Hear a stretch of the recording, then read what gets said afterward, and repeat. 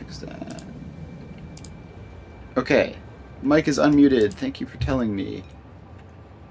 Alright, cool.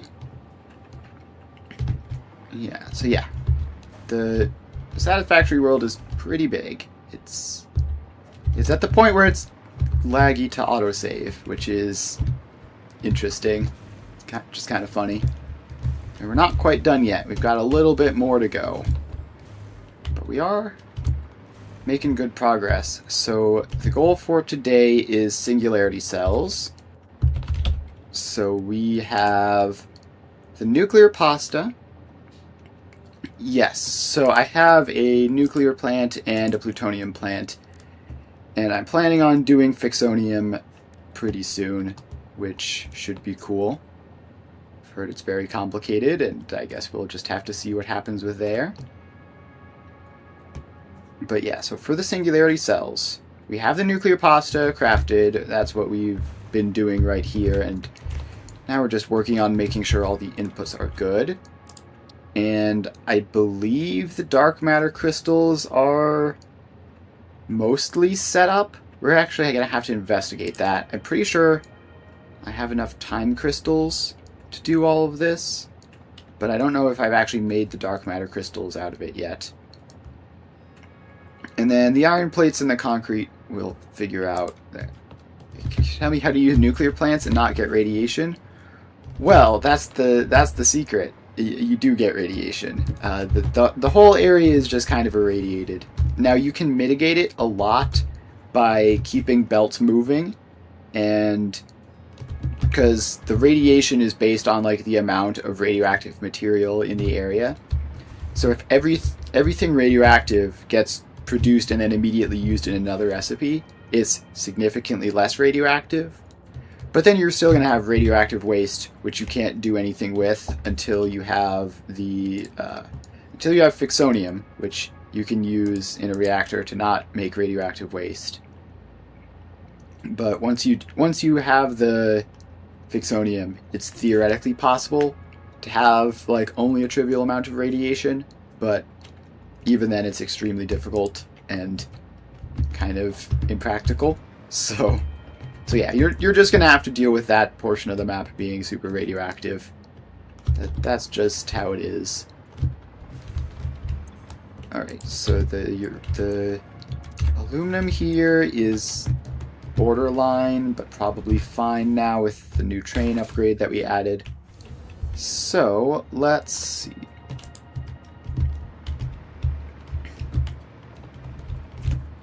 Yep, I've done everything here completely, the way it was intended to do. I have the jetpack, I have the hover pack. It's all pretty convenient. Like, I guess you can do like a creative mode thing where you don't have to deal with resources, but I haven't done that. All the resources have been used to build all this. Okay, so let's start poking around to find the dark matter crystals. So we are making... The plan is to make 120 singularity cells per minute, which means we need 240 dark matter crystals, which is, if I remember correctly, let's see, so it's 150 to 60, so 600 dark matter residue to get 240 dark matter crystals, I think. Right? Yeah, that seems right. So, we need to work out whether we have all that. So let's respawn and get back to the hub. And I feel like the respawning sequence has been marginally longer since the update, but it's still way faster than running back manually. Do you have vehicles? I mostly use trains and such. I have some drones as well. I haven't done trucks. I know that trucks have been overhauled in the latest update, but I haven't really poked around with that much at all. My previous save before this one had like 20 billion tractors in it, so yeah, that was sort of put me off from dealing with them too much for now. Alright, so we're just going to fly over this way. I'm pretty sure this is like the area where most of my dark matter crystal production is. So this is the power shards. And swap back to hover pack mode.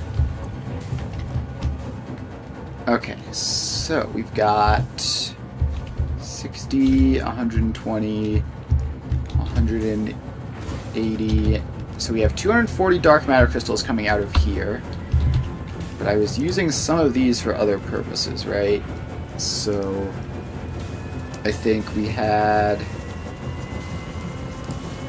what, 300 going to superposition oscillators, 100 going back to the synthetic power shards. So that's 400 dark matter crystals being used between those two.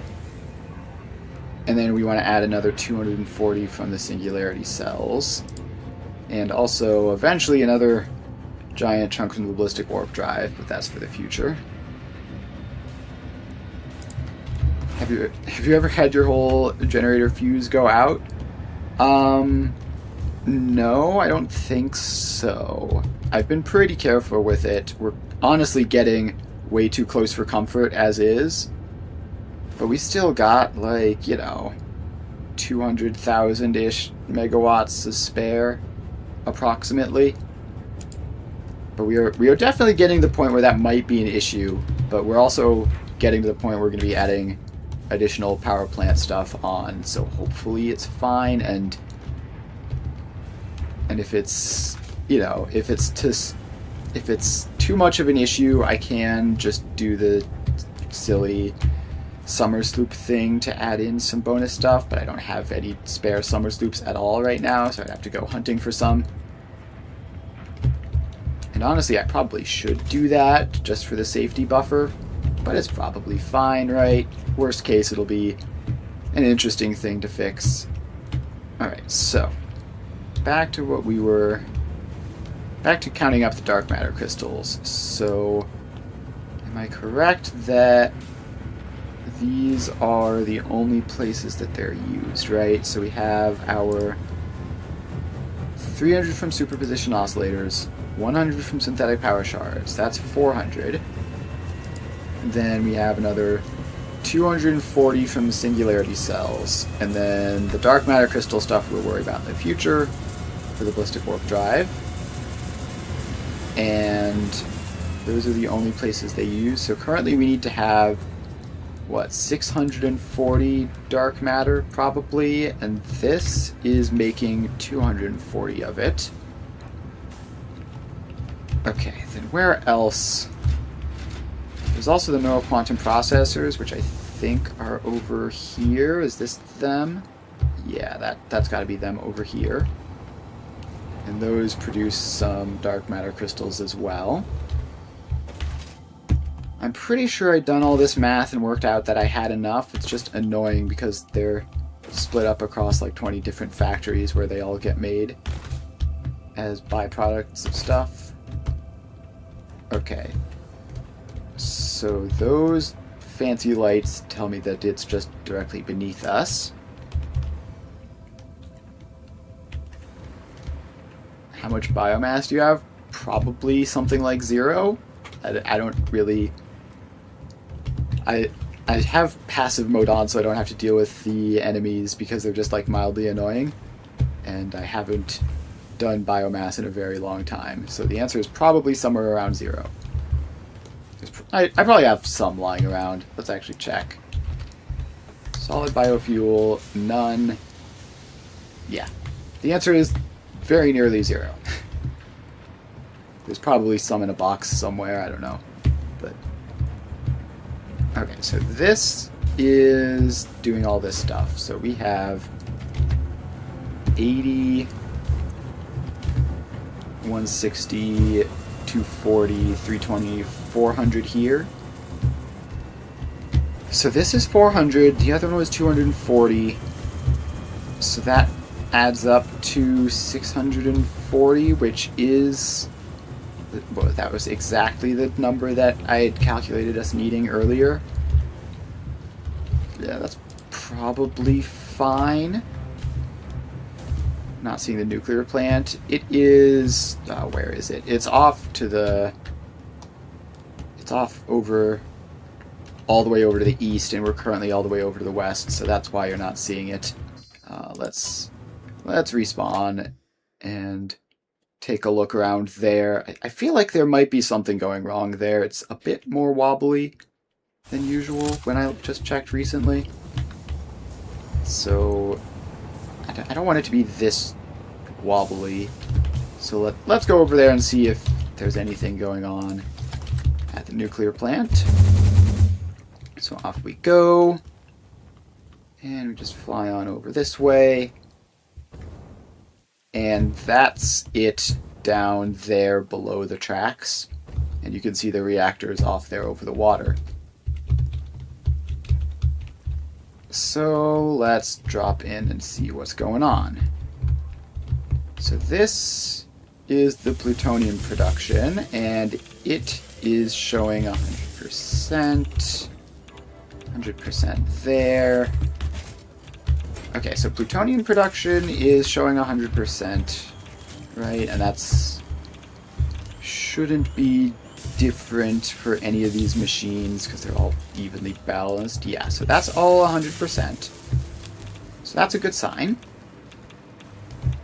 Now let's drop down to see the regular uranium fuel down here somewhere. No, it's fine. I have radiation filters so that it isn't a problem. Okay, so here is the uranium fuel over this way. And that is showing at 100% each as well. And I guess we'll just check a couple just in case there's some weird thing where like half of them aren't running properly, but it looks good. So this all looks solid. So yeah, just check the last one on the line just in case. Yeah, so all the uranium fuel rods are also 100%. So that is all a good sign, and now we're going to have to head over to the reactors themselves to see if there's some weird balancing thing going on, which could be causing a problem. It's also possible that the wobbliness is in the power production is just over at the rocket fuel plant, which is just always going to be like that because I didn't design it very well for what it has to do. Alright, so these first ones here are obviously going to be 100% because they have that whole weird thing going on with them. This one is not... This one's... It was red briefly. Now it's got fuel again. It's only showing 92%. Alright. Problem discovered, and honestly, missing 10%, 5 to 10% on all of these is actually a pretty big deal. That's potentially a lot of power that we're missing. Okay, so we can check this by heading back to the waste output. So if I recall correctly, the waste output is supposed to be 1,000 flat. And here we have this, which is supposed to even it out to be 1,000 instead of coming in bursts, but this is 940. So we are apparently missing like a significant chunk. Yeah, see, that is the mystery, right? And I've noticed this before. It must be something wrong with my splitting. So we have the fuel going in. So this is a perfectly even split, right? So that should be splitting evenly between all those things. It might be the 1 to 5 splitter isn't perfect. Is there like some disconnect in here? No, that all looks right. Okay. Wait, so this first row is fine though, right? Or is it just this first... Okay, the first row was fine, so maybe we ignore that. Maybe it's something to do with the fact that this uses some faster belts, but then this one belt isn't faster. But that doesn't make sense because these ones are also messed up. Yeah, sorry, but this is a single-player world. Did I pick up... Why is their radiation so bad? I didn't pick up any in my inventory, did I? No. Oh, it's just because the massive waste stockpile is right over there. That's why. Okay, so let's check this. So this first row... Even this first row is kind of... It used to be completely capped out, and now a lot of these guys aren't... Like, it's draining back a little bit. That's very suspicious. Did I, like, just straight up do the math wrong or something? No, it doesn't make sense because these are all... That's 94%. This is 91%. Why are they different by such a big chunk? Is it just because of there are different portions of the loop? Maybe? No, that seems wrong. That doesn't seem right. Because that one's showing 96% and it's like in the middle. This one's all the way down to 89%. That's the lowest of all of them. They have the water is plentiful. That's not an issue. Oh, I see a massive line of fuel rods back here in the last row. How has that happened? This should definitely not be having that. So this is what's happening. Somehow, extra fuel rods are getting back into this one row in particular. Is that breaking these ones? No, these ones also seem to be having some excess, although not as much. And then these ones are down at the 90% mark. Alright. We found a clue. So that's good. So it's something to do with this row here is clearly getting uneven. And it's attached to a slower Mark 1 belt. Okay. That's mysterious, to say the least.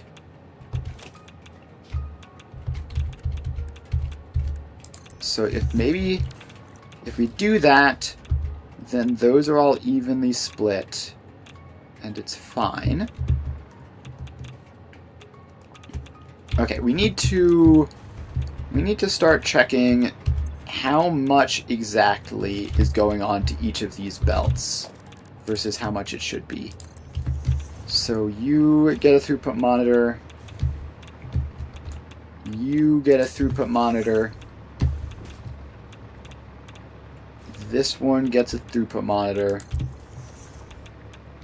And we're putting these after the split off, but before the 1 to 5. So this one goes back there.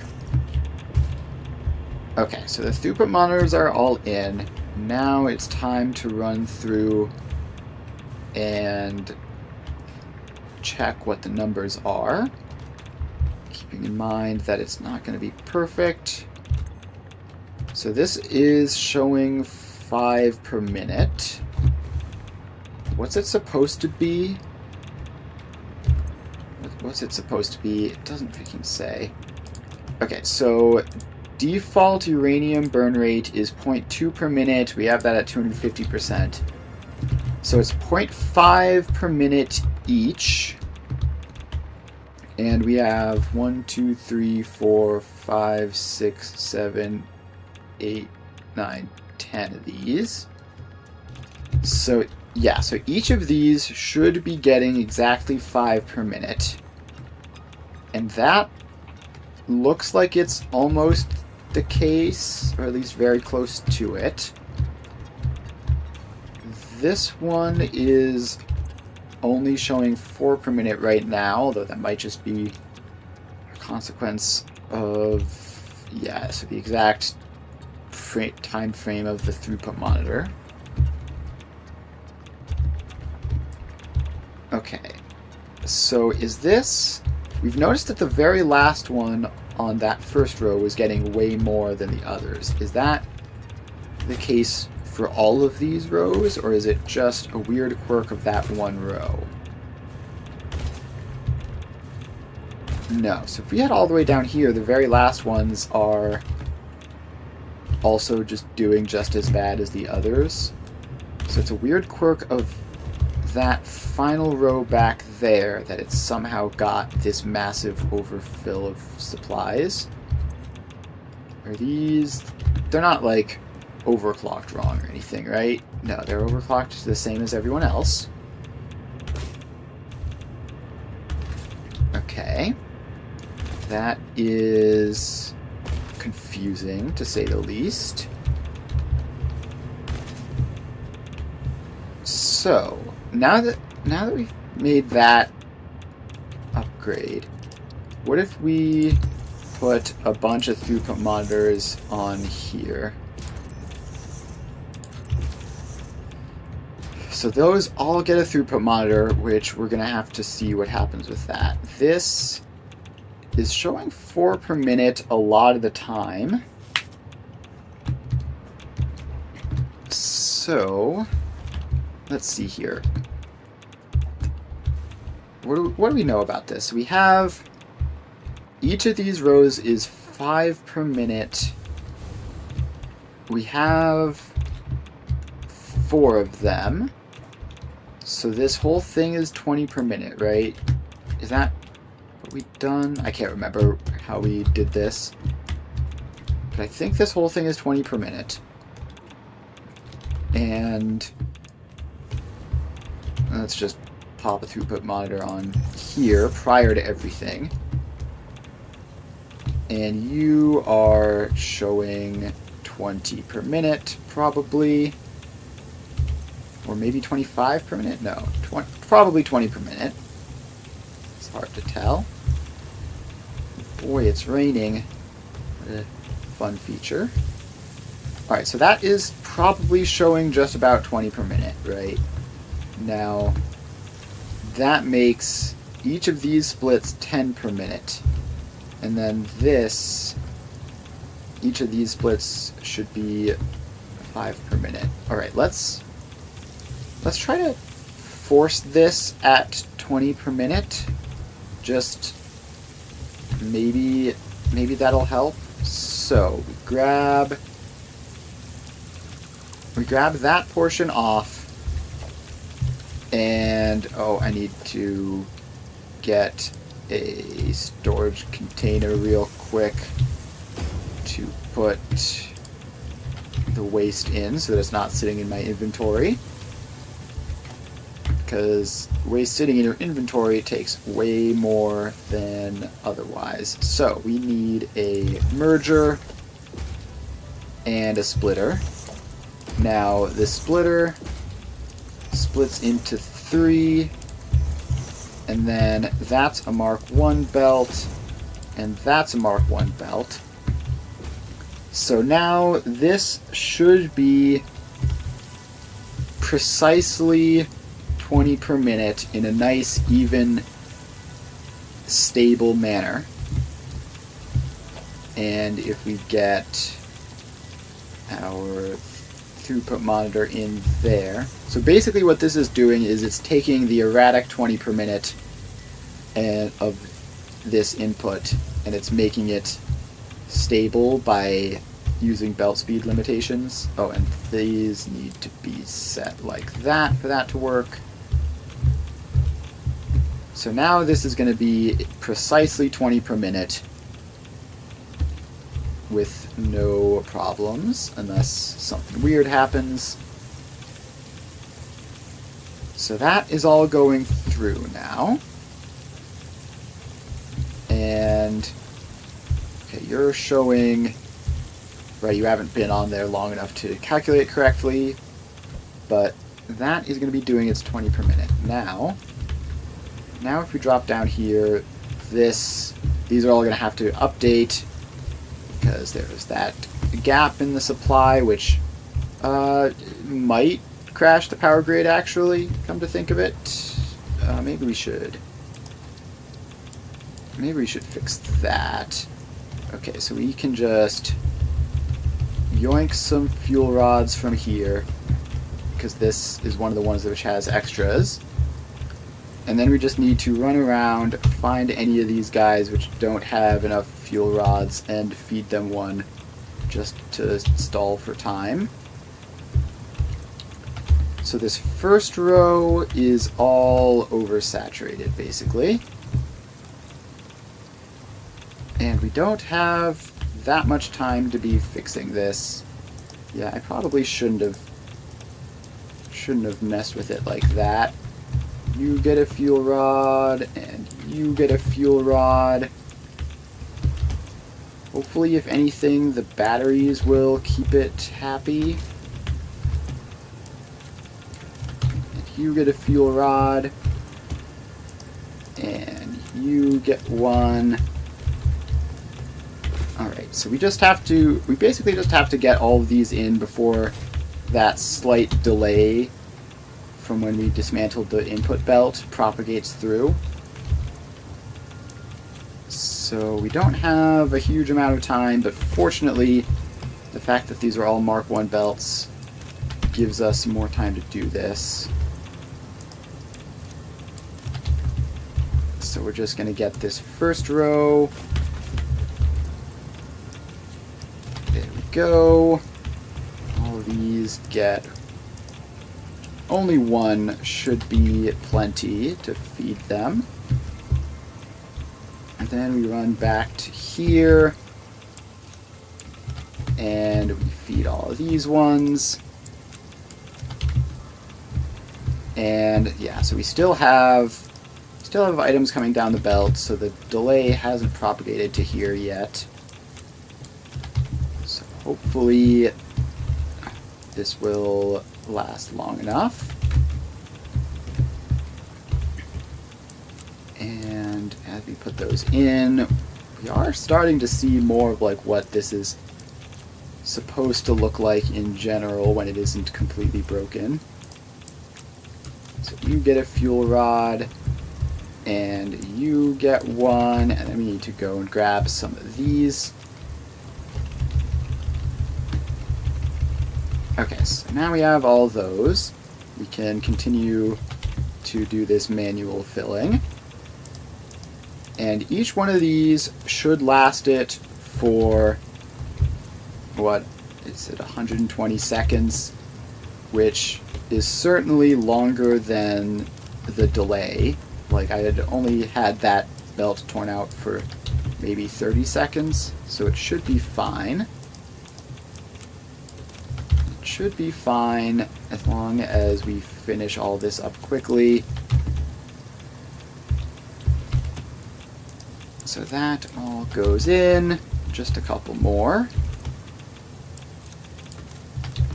Just a few more, and then we'll be good to go.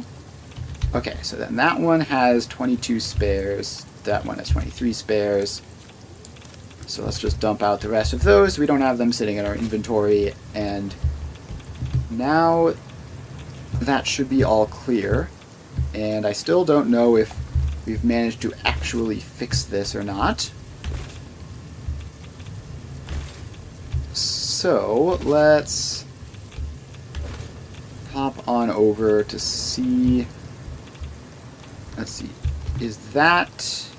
Yeah, so that's the gap there, and then it's returned immediately after that. So if we head back to here. This is still showing... Okay, this is showing 17 per minute, not 20 per minute. And it's not a nice, even cycle like it's supposed to be. So is there actually some problem with the fuel rod production back here that I've missed? We're going to have to go and investigate. Still have 56 ionized filters left. That's plenty of time, and we can obviously just grab a resupply if we need to. Okay, so we have this. This is already doing this back here. And how much is this sink being used any? I bet that's the problem. I bet that's the problem. So this merger here is way too close to the sink. And occasionally a fuel rod is getting destroyed. I bet that's it. Yes. So we've just lost 2 fuel rods there, which is gonna be the source of our problems. So all we need to do to fix that is you are... Let's see, I still do want to have that overflow thing, but we just need to pull this out, and now that we have the same thing further on down the line, it should be fine. So now this won't occasionally accidentally sink things, so that's the problem solved. And we're going to have a bit of a burst of fuel rods going through there in the short term. So that's at least one of the problems solved. I still don't know what's going on with the potentially uneven distribution of them down at the other side. Like, we all saw that clearly some of those were getting more fuel rods than the others. Okay, now let's actually test that. So we're going to head down to here, and let's just test to see if that uneven distribution is intrinsic to everything or not. So we go here, then we will get a little bit of space out here for a container. It doesn't need to be a big container, so we get storage container. Goes there. Pop a merger on there and feed that in. So what we're going to do is we're going to take the excess out of these machines which have excess. We're going to pop them in this storage container, and then we're going to see if it continues to distribute unevenly. Okay, so if we just do this,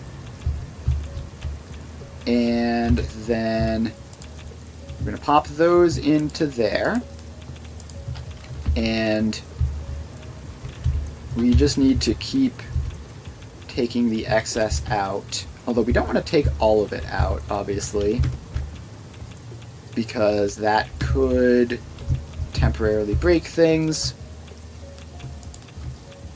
So I guess what we can do is we can take it all out like immediately after a cycle ends, which is going to be hard to time, but it's fine. Okay, so you come out, and this is going to be crazy expensive on our ionized filters, but that's fine. So we grab all these guys, and we are going to be taking so much radiation damage from this, it's not even funny. But through the power of ionized filters, we will live. And then we just have to run all the way back to this box that we set up. And it's this one up here. So then we put all those into that box. And that is going to provide us a nice, stable 60 per minute in the short term. And then we go all the way down to the other side, all the way down here, which is the other one which was overflowing for some reason. And so these ones in the middle were having problems, so we can skip past them. Then we just need to find out where the overfilling starts here, and I think it was these two were a little bit overfilled. Yes, so we take the fuel out of you, take the fuel out of you, and out of you, and one more. Okay, so those have all been more or less emptied. Now we run back, and we need to get this fuel into that chest before my ionized filters explode. We're down to 46. It's not draining insanely fast, so that's good. So those go into there, and there we go. Now let's make you a priority merger with priority for the center, just so that nothing weird happens with these guys. And so that should just filter through all of these, and they should all get even amounts. So you're getting 15, yeah, so they should all be getting 15 at this point. So that should be, this one should be getting 30 each, and yeah, so that looks correct. So you should be getting 30 each, you should be getting 15 each, because you're one step further up the splitting chain than you are. So that's showing 12 and 11. It's probably going to move up towards 15 over time. The wave, which is right there. So that's all going. Let's grab more iodine-infused filters. So we're back up to 90 of those. And let's also check on the output here, which is very rocky, but up to 987, which is temporarily better because of all that manual fixing that I did, probably. Okay, so now we've got this massive supply of fuel rods, and if the entire thing is 20 per minute, so the entire supply is 20 per minute, this should, I mean, we have 100, 200, 300, 400 some. We have 400 some to spare. So if we go 400 divided by 20, that'll last us for 20 minutes, I guess. Which is kind of crazy that that much fuel only lasts us for 20 minutes, but regardless. Okay, so now we need to investigate.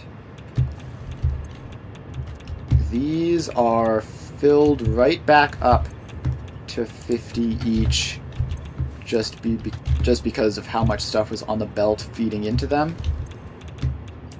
So let's fix that. And then that one was up to 36. And it's probably going to be empty for a while. Sorry about that. Okay, so now we're just getting into the point of all of these have extras because we just put this whole thing in. So let's feed those extras that we grabbed back into that, and now that can just run. So has the excess fuel made it all the way through yet? This is showing a lot higher values now, the point where it looks like it might be at a stable 1000, or at least very close to it. So if that's the case, then everything is currently functional, which is unsurprising because this is now getting 15 per minute, and each of these are getting 32232. Okay, no, that's just all of these are oscillating between those two values depending on how many spikes are present. So it should be 3 each per minute, which it probably is. I don't have that much faith in this splitter, but it's probably not completely useless. Although, is this... Did I not pull 50 items off of this belt? Or, like, even 100? How is this so extremely saturated already? So we'll do that again. We'll pull another 100 items off of that. And then this backlog should deplete then. And we need to get back to the box to filter things away. So back we go. And so the problem with doing it like this is that now none of the machines are exactly like on the brink of being empty, which means I don't have good feedback for like how precise the filling is now, but it should pay off in the end. So we're up to like 620,000 as opposed to the like 590-ish that we were at on average before, so that's good. I don't see any super obvious problems with any of these, although that's up to 4 per minute. That's probably fine, though. So now everything here has plenty of juice. Okay, so let's move on from the plutonium side of let's move on from the uranium side of things to the plutonium side of things. So our uranium waste here is, we've emptied that box, and we're working on this box still, and to a lesser extent this one. So we still have a huge amount of excess storage. So that's all good. And then, let's see, actually, wait a minute. Is that even... How much excess storage do we have? So these... Are we actually, like, extremely close to being filled? So we've got, like... Okay, no, we have a good number of rows here. And we have the waste going in, and then more waste coming out, probably. So we're draining it from this side and filling it from this side. So yeah, it's tough to say. Let's add on another stack of this stuff just to be sure. And that is going to involve getting some of that stuff out of the way so that we can expand this line out this way. So let's build a... Was this whole thing not built on foundation blueprints? Okay, apparently not. So we're going to have to adjust this in manually. Okay, so if we just do that, then that should be all lined up.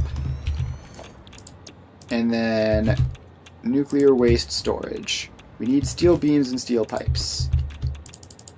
So let's grab some of those into our inventory and then get them placed.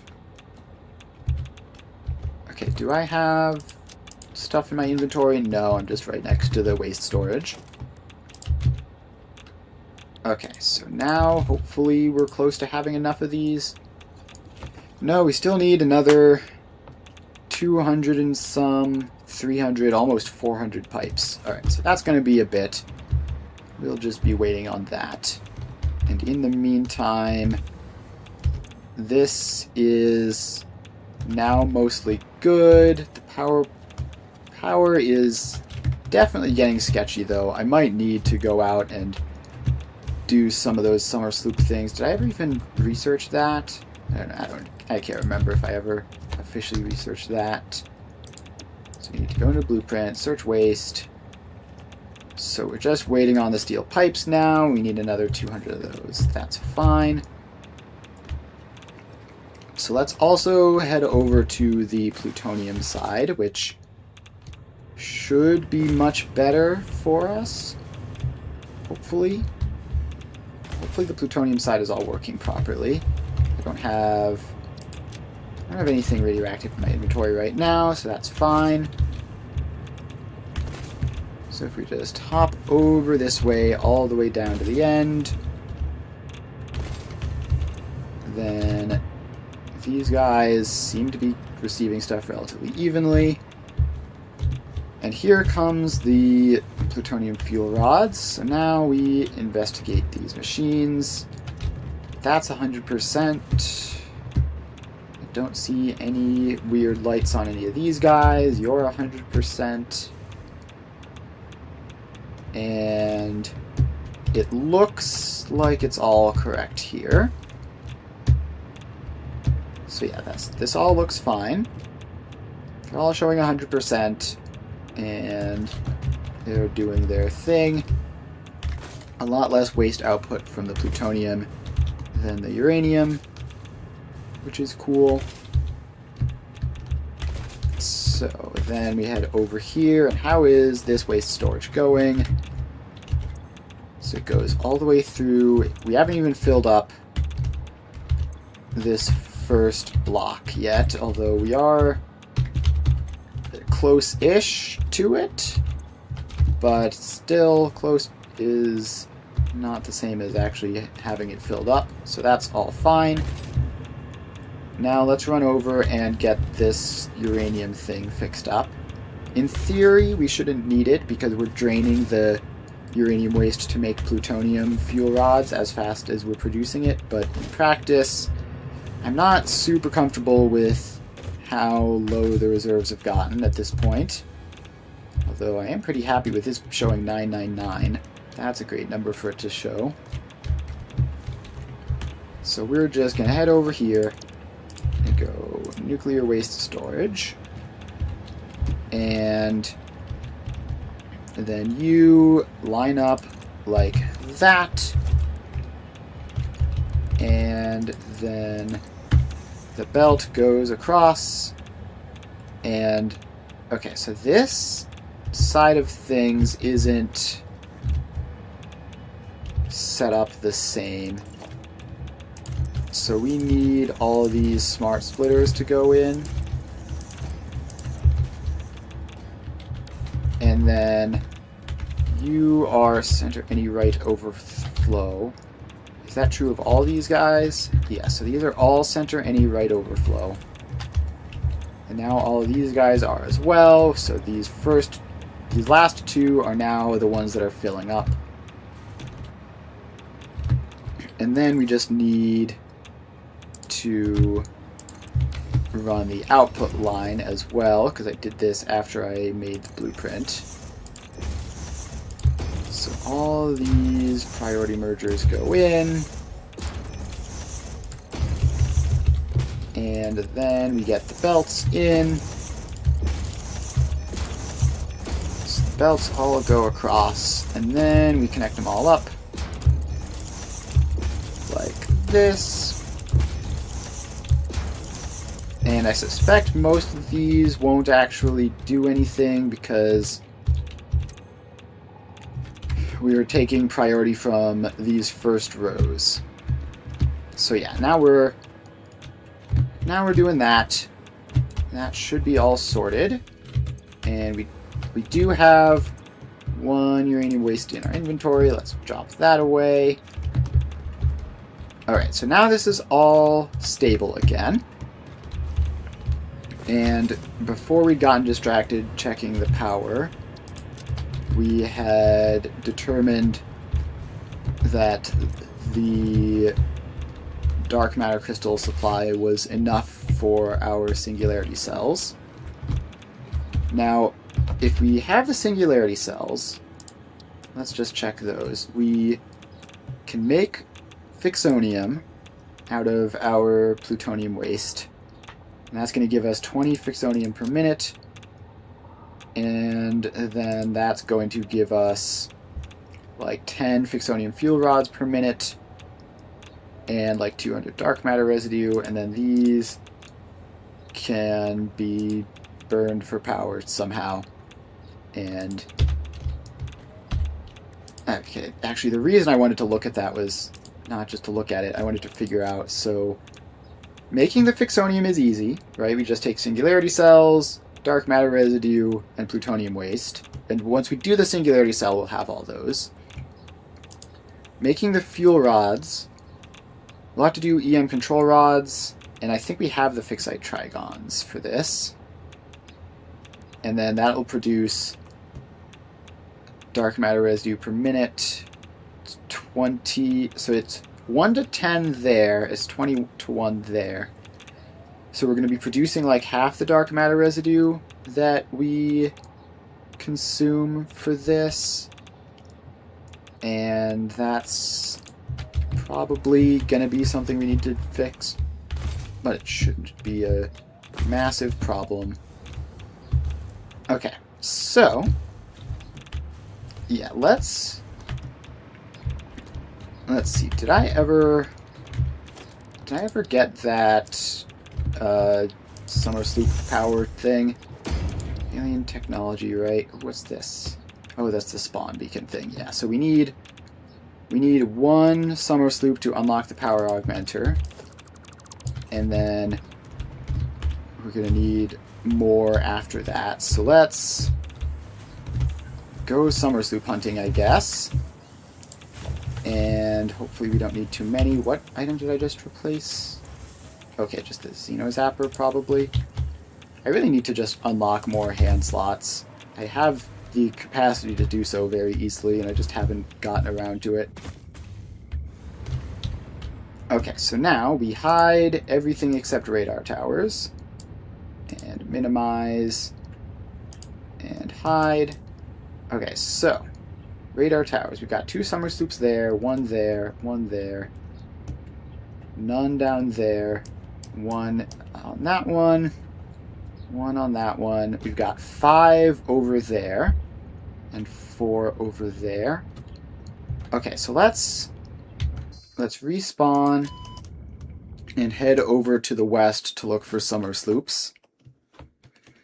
Because the power situation is definitely close enough that I'm not comfortable just pushing closer to the boundary yet. So we're going to head west, and that's through this one. Swap to the jetpack. So we head west, and we are going to scan for some summer sloops. Actually, I wonder if we can get pretty close to ground level while we do this so that maybe we can spot some as we fly in. Doesn't seem to be working. Okay. Any summer sloops around? Be real cool if someone showed up on the radar at this point. Alright, at this point we've slowed down enough that we might as well land and catch our bearings real quick. So we are here. We are between that one which has 5 and that one which has 4, which means we should be in prime location for summer sloop hunting. Okay, and we've got one on the scanner. We're just going to need to find it in person now. So it's somewhere over this way. It might be, and it probably is, in a cave underground, although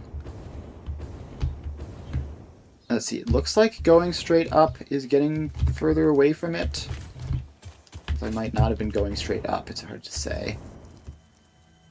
So it's over this way, and then directly beneath us there. Or directly above us, I guess. Is it up here? Is it up here? No, it's definitely definitely down here. Ah, yeah, it's just going to be back behind these rocks, isn't it? Okay, so let's just blow those rocks up and get inside, and then the summer sloop is probably going to be in that uranium. Of course it is. Okay, so let's get a storage container down, and we're going to have to mine out this uranium, throw it into a storage container before we die. And any second now, there we go.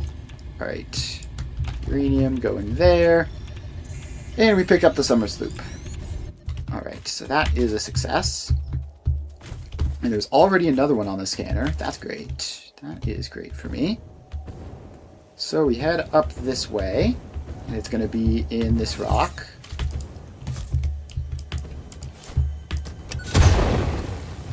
There it is. Summer sloop number 2 acquired. Okay, now let's pop a MAM down and do this unlock. So we need to grab SAM fluctuators and computers. SAM fluctuators, check. And computers, check. Yep, so now we do that research. Power augmenter, done. And once we get Singularity cells, summer sloops naturally harvest. We can also do alien power harvest matrix, energy which from distant sources and distribute distribute it locally. The power augmenter supercharges summer sloops by feeding it local power, increasing its harvesting range and efficiency, and thus power output. Basically, the more power it's given, the more it 10 provides. summer sloops to build one power augmenter. That is a lot. Good to know. That confirms that hypothesis. Okay, so what was this thing? We were looking at Singularity cells for something. What was it? Oh, it wasn't Singularity cells. It was in the dark matter, which made alien power matrices from all sorts of stuff. So that's something weird which we might need to deal with. But we need 10 freaking summer sloops in order to do this. That is so many. But I still think there's probably some around here. There's gotta be, right? I should probably swap over to using the interactive map to hunt them down more efficiently. Yeah, let's do that. If we need to get 10, it's going to take forever hunting manually. So we're going to have to do that, which we're going to have to navigate to it first. Map data, local, factory game, save games, and most recent autosave. Alright, well that's gonna take a while, so I guess we can search around manually in the short term. Hopefully find like 1 or 2 more. And then we can swap over to summer sloop hunting the more efficient way. And hopefully we only need 1. If we need more than 1 alien power augmenter, it's going to be real annoying. So let's just sort of scoot around, see if we can find these things. And so far no luck. So that's fine. We will, in that case, let's see, do we just move on to doing the Singularity cell? Yeah, let's do that. So, Singularity cells, we need a whole lot of iron plates and a whole lot of concrete. So specifically, we need a full... We need a full belt of iron plates and 2 full belts of concrete. So, that is... Now, I assume the iron plates we can just do... So it's iron ingots. So if we're not going to be doing coated iron plates, then it's 3 to 2. So that would be what, 1800. So we go 1200 iron plates, 2400 concrete. That's a lot of concrete. So that's going to be 1800 iron ingots, which are going to then be with the pure recipe, obviously. So that, we do that, and then add a couple zeros to it, is going to be 970-ish iron ore. I guess 969.2 iron ore. Alright, so that's fine, and then some amount of water, but not a significant amount. So then the concrete. So concrete, we need to do wet concrete, almost certainly. Rubber concrete isn't that much more efficient, and it's going to use an insane amount of rubber. So, this, we are going to need to add 2 zeros. So we're going to need 3,600 limestone and an insane amount of water. Okay, this is not going to be a small task, that's for sure. Okay, but while we were planning that, our interactive map loaded. So now we can go to... Okay, no, the summer sloops are already highlighted. So, let's see. There's one all the way off to the west. Let's head over to there. And let's just grab these summer sloops so that the power grid doesn't fail while we're building all this stuff, because it's probably going to be somewhat power intensive. Hopefully we're not going to have to, like, go back and mess with previously existing factories to make them more efficient, but we might want to start considering efficiency for our future factories, which means not overclocking machines for convenience. Just having enough naturally is more power efficient than overclocking them to save space, which is gonna really be annoying for this 3,600 concrete that we have to do. Let's dismantle that drop pod so that it's not just sitting there being confusing. So we head all the way off to the west to start summer sloop hunting. How many even are there available? Go to the collectibles tab. Does it say? No, it's in artifacts. There are like 26 summer sloops available. So basically, as soon as we're done with this, the next time we need summer sloops, we're going to have to actually just go back and find places where we've already used them and figure out which of those we can take the summer sloops out of, which is going to be hard. And then if that fails and we're still stuck, then that's the point where we start using duplication glitches to get more summer sloops, which hopefully shouldn't be a problem. I don't want to do that. But if we get completely stuck without summer sloops, then we might have to. Alright, so that is another summer sloop.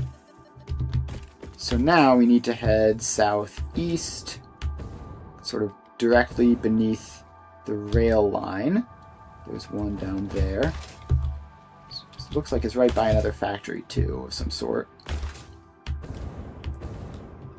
So yeah, we're at the point where we're just grabbing every summer sloop across the map. All to get one alien power augmenter, which will give us a decent boost in power. But it won't even be anything too crazy. Alright, so it might be down here just a little bit over this way.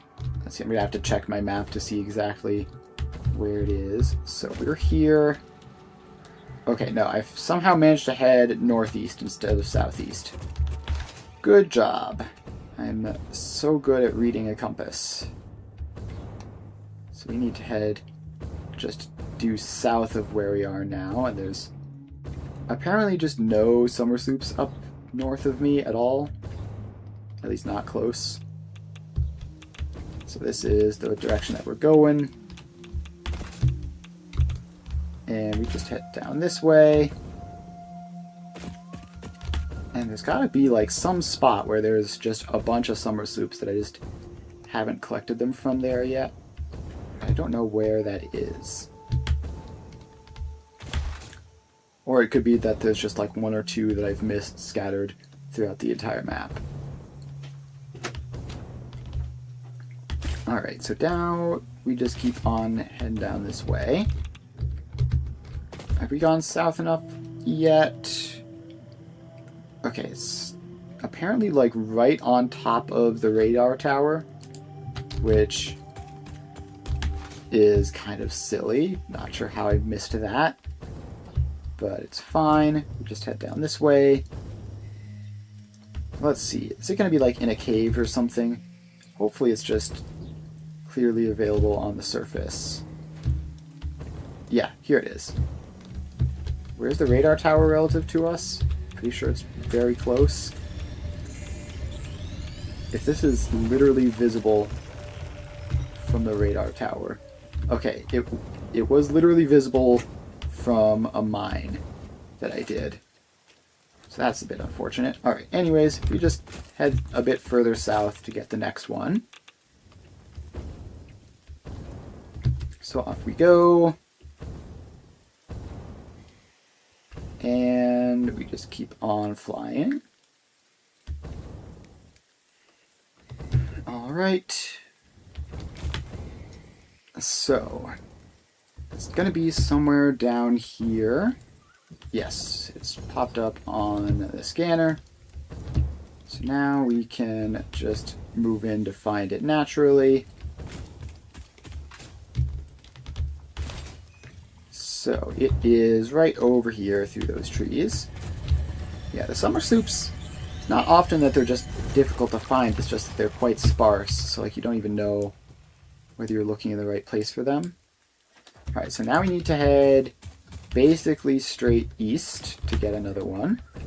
And just the teensiest bit north, but across this giant chasm here in front of us. So let's see how we can manage going about that. Off we go. And let's see if we can make this jump. We should be able to. And it looks like it's this way-ish, just trying to cross-reference it with various buildings and stuff on the map.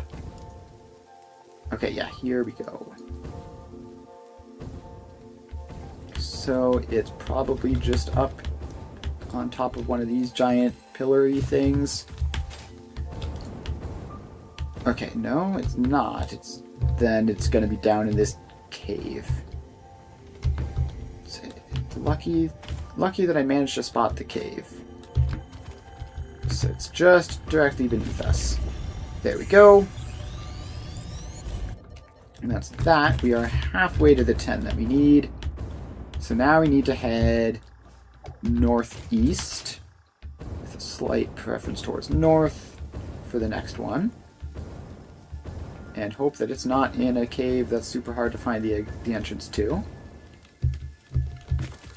Because at some point we're going to have to find like all of these basically.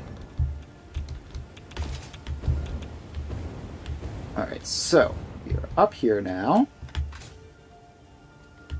And the summer sloop is on our radar, but very far away. which probably means it's going to be underground somewhere. It looks like we have like a belt running straight across it. Hopefully that's not a belt going underground through a cave. Okay. It's right here. It's right here, and probably... Yep, it's going to be in a stupid cave somewhere. See, that's not the cave entrance. So where is the cave entrance then? Okay, here it is. This is the cave entrance. There we go. That wasn't so bad. Okay, so now we need to head due east for another one. And we just head on over this way. Very slightly north, but like the tiniest bit possible. Probably easier to just go due east and then figure out the northern bit later. All those machines, all those water extractors are yellow. That's probably not good, but we found the summer sloop. So there it is. Just in the middle of all these poison pillars. Okay, so up to 7. We need 3 more, and there's... Okay, so we just head due north. It's a bit of a trip, but if we just head north, we should find a batch of 2 and then another one, and then hopefully that will be that.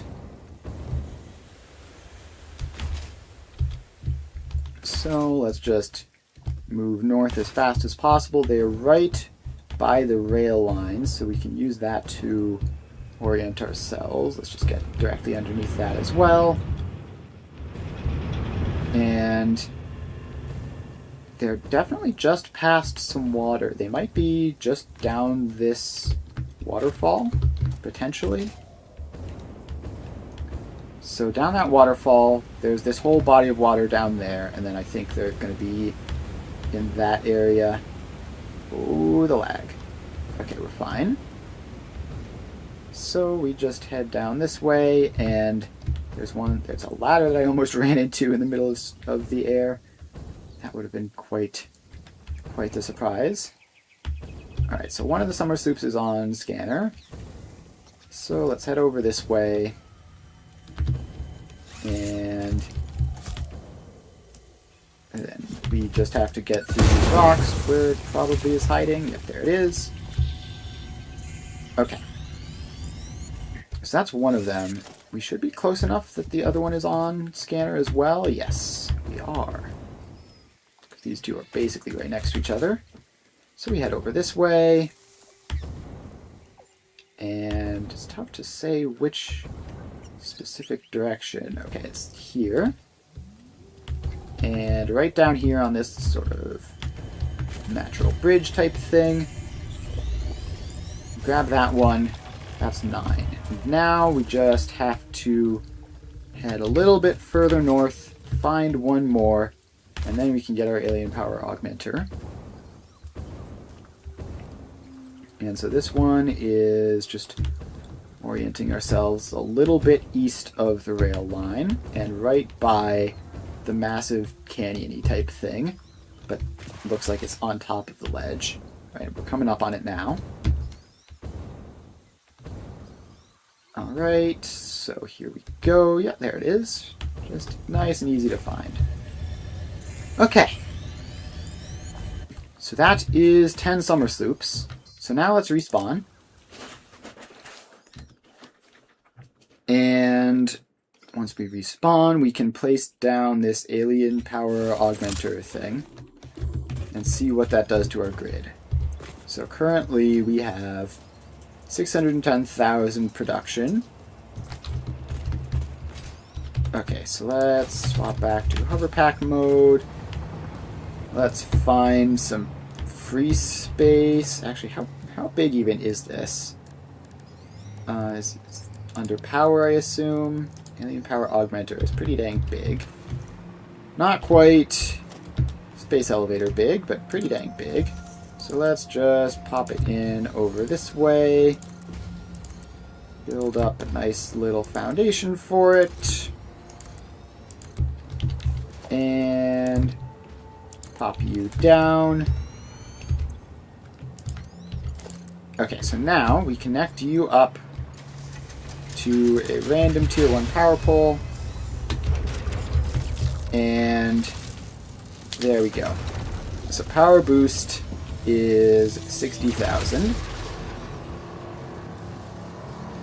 So that's 60,000 megawatts that we have to spare now, which is pretty solid. Now, I believe that you can, like, put in the alien matrix thingamabobs into that input to get this running even better. For now, let's just take the 60,000 megawatts that we have and say that that's probably good enough. Okay, so now we need to figure out the actual singularity cells here, which show resources on the map, and we need a place with concrete and iron, like this, for example. Although, all right, so that's 3 normals into pure, so that's what, 1,800. So that's like 3,000. Okay, yeah, so this block of concrete there is enough. And then we need just 2 pure iron nodes, and we've got so much pure. Okay, this is like the iron capital of the world outside of the dune deserts, apparently. So that's a good spot for us to go. So that's just northeast a little bit. And I actually think we were there relatively recently. And we're going to be building this. So all the stuff that's coming in from elsewhere is going to be coming in via drone. So we don't need to worry about, what's it called? We don't need to worry about train connections. So we can just build this at ground level. And it's just right down there. Actually, isn't this where we just got our power shards from? Yeah, it totally is. Okay. And we got power lines down there and everything, so that's not going to be a problem. So let's just drop down. Yeah, those trees made a weird circle shape from the sky. That was weird. Probably not intended. Okay, we also have these geysers that we can theoretically attach up, although they don't provide that much power, so I don't know if it would be worth it. Okay, so let's grab the power line and bring it. Well, let's bring it over there to start with. I'm not sure exactly where we're going here. Should be just like this, a pond at the end of this river type thing. Ah, yes, this waterfall. Okay. So, right around here, we've got our pure nodes of iron and our concrete. I'm going to have to go a bit far out of the way for that, but we've got that one, and yeah, so this is the spot where we're going to be building this. So step 1 is let's blow up that rock, because we're going to need to. Step 2 is we need to set up the factory floor. So we get a random foundation in there, aligned to the world grid approximately. Then let's get some walls to go up a little bit. Actually, I just remembered this place needs a lot of water. So hopefully this pond will be enough. How big is it in person? It's pretty big. It's probably fine. Okay, so yeah, let's say that that's probably fine. And so then we just want to build up some nice big foundations out here. And swap to hover pack mode so we can get a bit of an angle on it. Now we can put in a 5x5 foundation or 2. Okay, so that'll be a start. We're probably going to need more room than that, and we're sort of cutting it close with the surroundings, but should be fine. Okay, so let's get power just onto this foundation so we can get a power line there. So now we can hover pack safely without falling out of the sky. And we need a coordinated place to bring in our resources. So start with the iron because we need less of it. So we get a miner Mark III off of you, and you are going to be power shards because we need all the iron that we can get.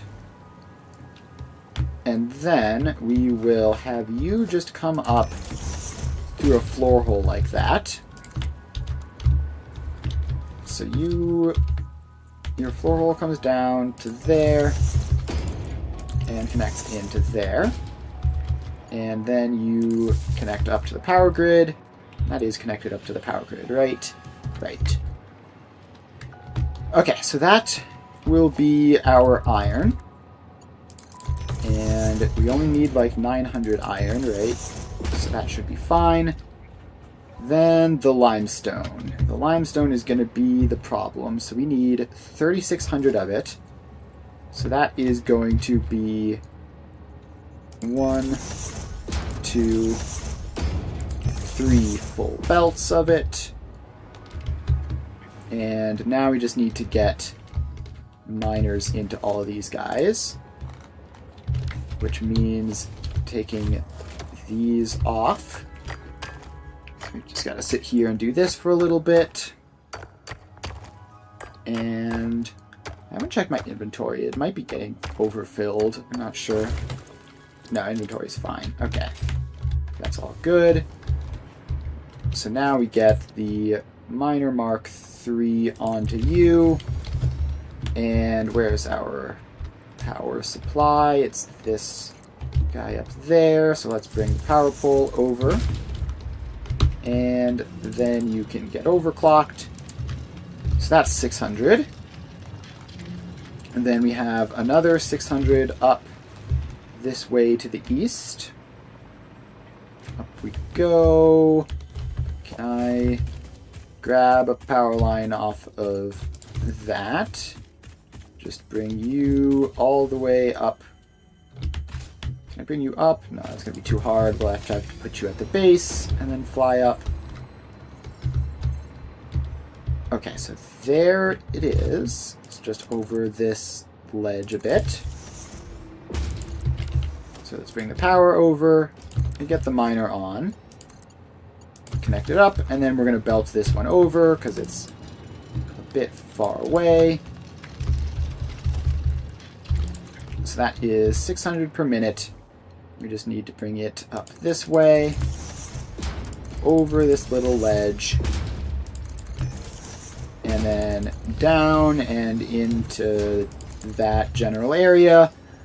And we'll work out the exact spacing of it all in a minute. So then we have to go north for the last 3, and those are all going to be together, basically. So we got those 2, and then another one even further north of that. So let's head over here and go miner. Oh, we have to get rid of the stupid tops off of them first. I always forget that you have to do that. It feels like there should be some... It feels like there is some automated way of doing that I just don't know what it is, like some type of Novelist that I've never bothered to make or something. But I don't know, it's a bit late to be experimenting with that for now. So that is 600. This one will be our 1200. And then you get all set up. And then we just need to head a little bit further north to grab this last one. And that's going to be just up this way a little bit. And where are you? Where is this limestone patch? Okay, so it's a little bit over this way. Where did I put the power line? There it is. Okay, I see it now. So now we just get you, Miner Mark 3, and upgraded. There we go. Power pole goes in. And now we just have to bring all these guys back. So this belt comes down this way. And all the way over here.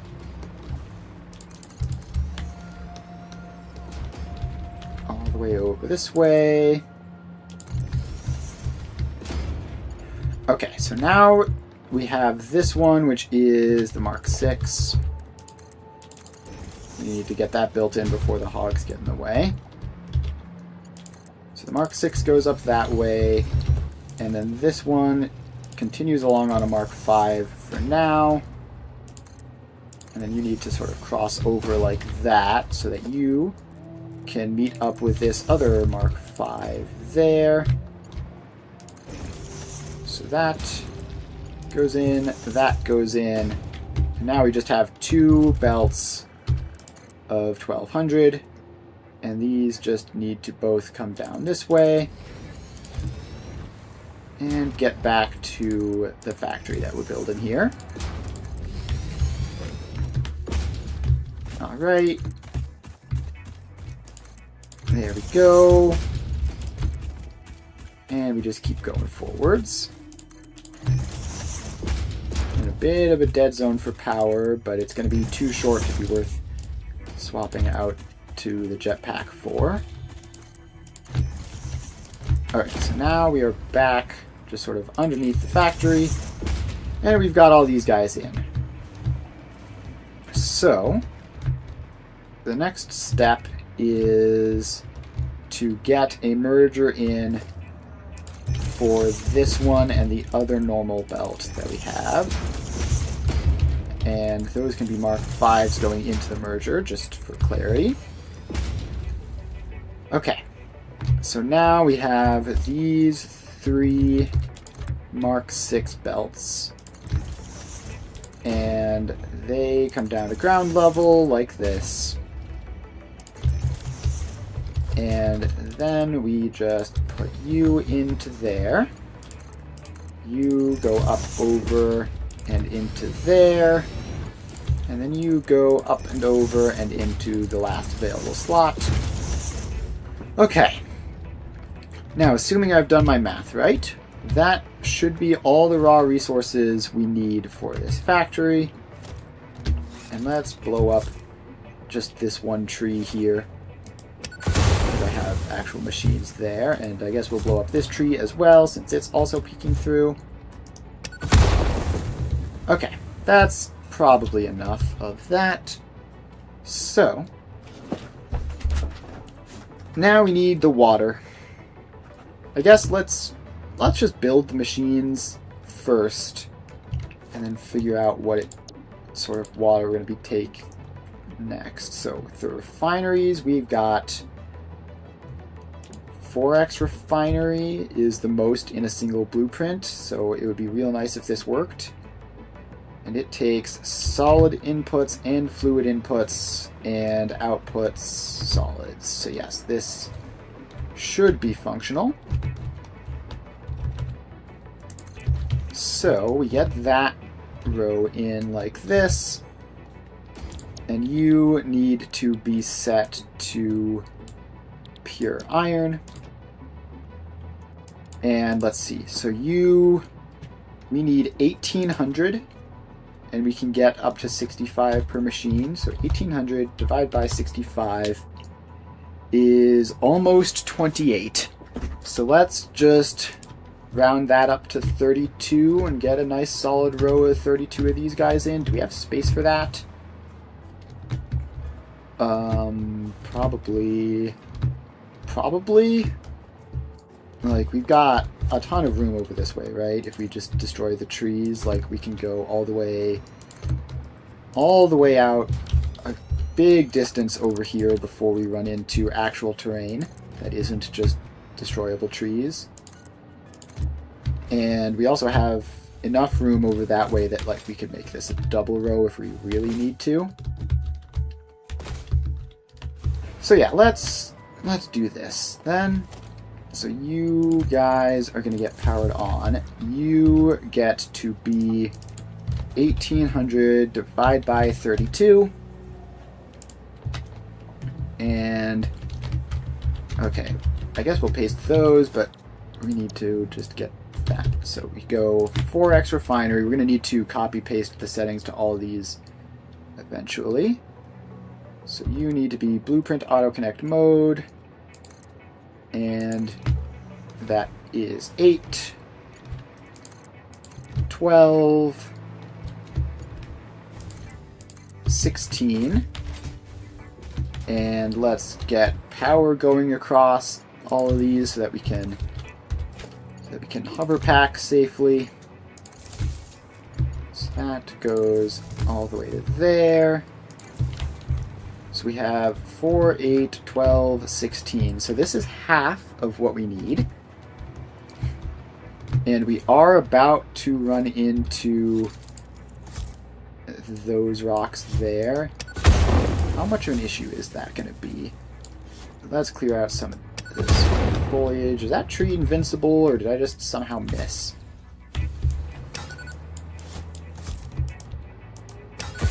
There we go, got rid of that tree eventually. And we are like right on the boundary of where flight is available. So let's get up to here. So this is half of the machines that we needed, and also there's a bit of a tree in the middle of you there. That flight path of that obelisk did not seem to make sense, but we'll just say it was the wind. Can't quite get that tree out, so we're gonna have to drop down this way. And that was the wrong button. Oh, that was an auto save right as I was trying to throw it, but it hit anyways. Okay. So this is half of the machines that we need. Now, if we build more over this way, we are definitely going to run into that. So instead, we make this a double road thing. So we just go over here, and we then expand all of the foundation out this way. And, okay, so it should be fine, hopefully. We might need to move that power tower. And you need to be built in default build mode so I can get you aligned exactly the way I want you. So you're like that, and then out like that. And this will be fine because we needed more than one full belt anyways, so this just works out basically. Okay. So we get those in. It looks like the power tower might barely not be in the way. Alright, so now we can go back to Blueprint Auto Connect build mode. And then we just keep popping these guys in. Okay, is that everything? So we have 4, 8, 12, 16 here, another 16 there. That should be all the machines that we need. So we connect the power lines across. Then we're going to have to run around and copy paste everything. So power lines just go through like this. And there we go.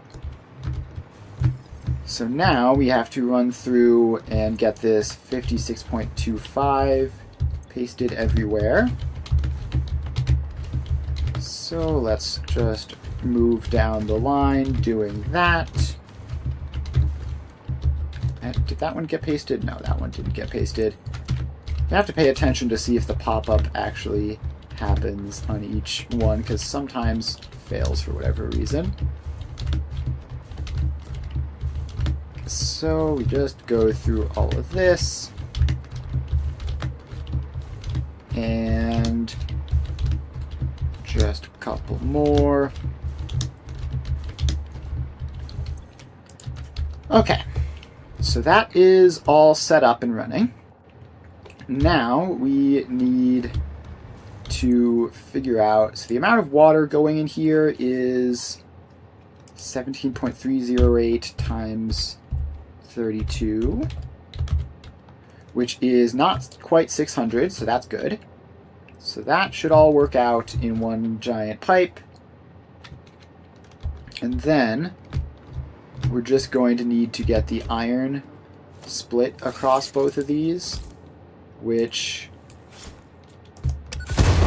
let's see, let's get rid of that tree. Let's build this foundation out this way. And we've got a little bit of the ground peeking through, but hopefully it'll be fine. So we need, these are 1 to 4s, so we just need a splitter there and a splitter there. Oh, not there. And it's not there either. Don't normally fail 2 times in a row. There we go. Placement success. Now, each of these is 30.2, which means that these belts are going to just barely have to be Mark IIs. So, that belt has to be a Mark II, as does that one. And we just have to go through all of these. So that one and that one. And then we get these ones in there and there. And then this last batch on this side. There and there. Okay, so those ones are like 61-ish, which means these are going to be like 121-ish. So they get to be Mark IIIs. There. And over to there.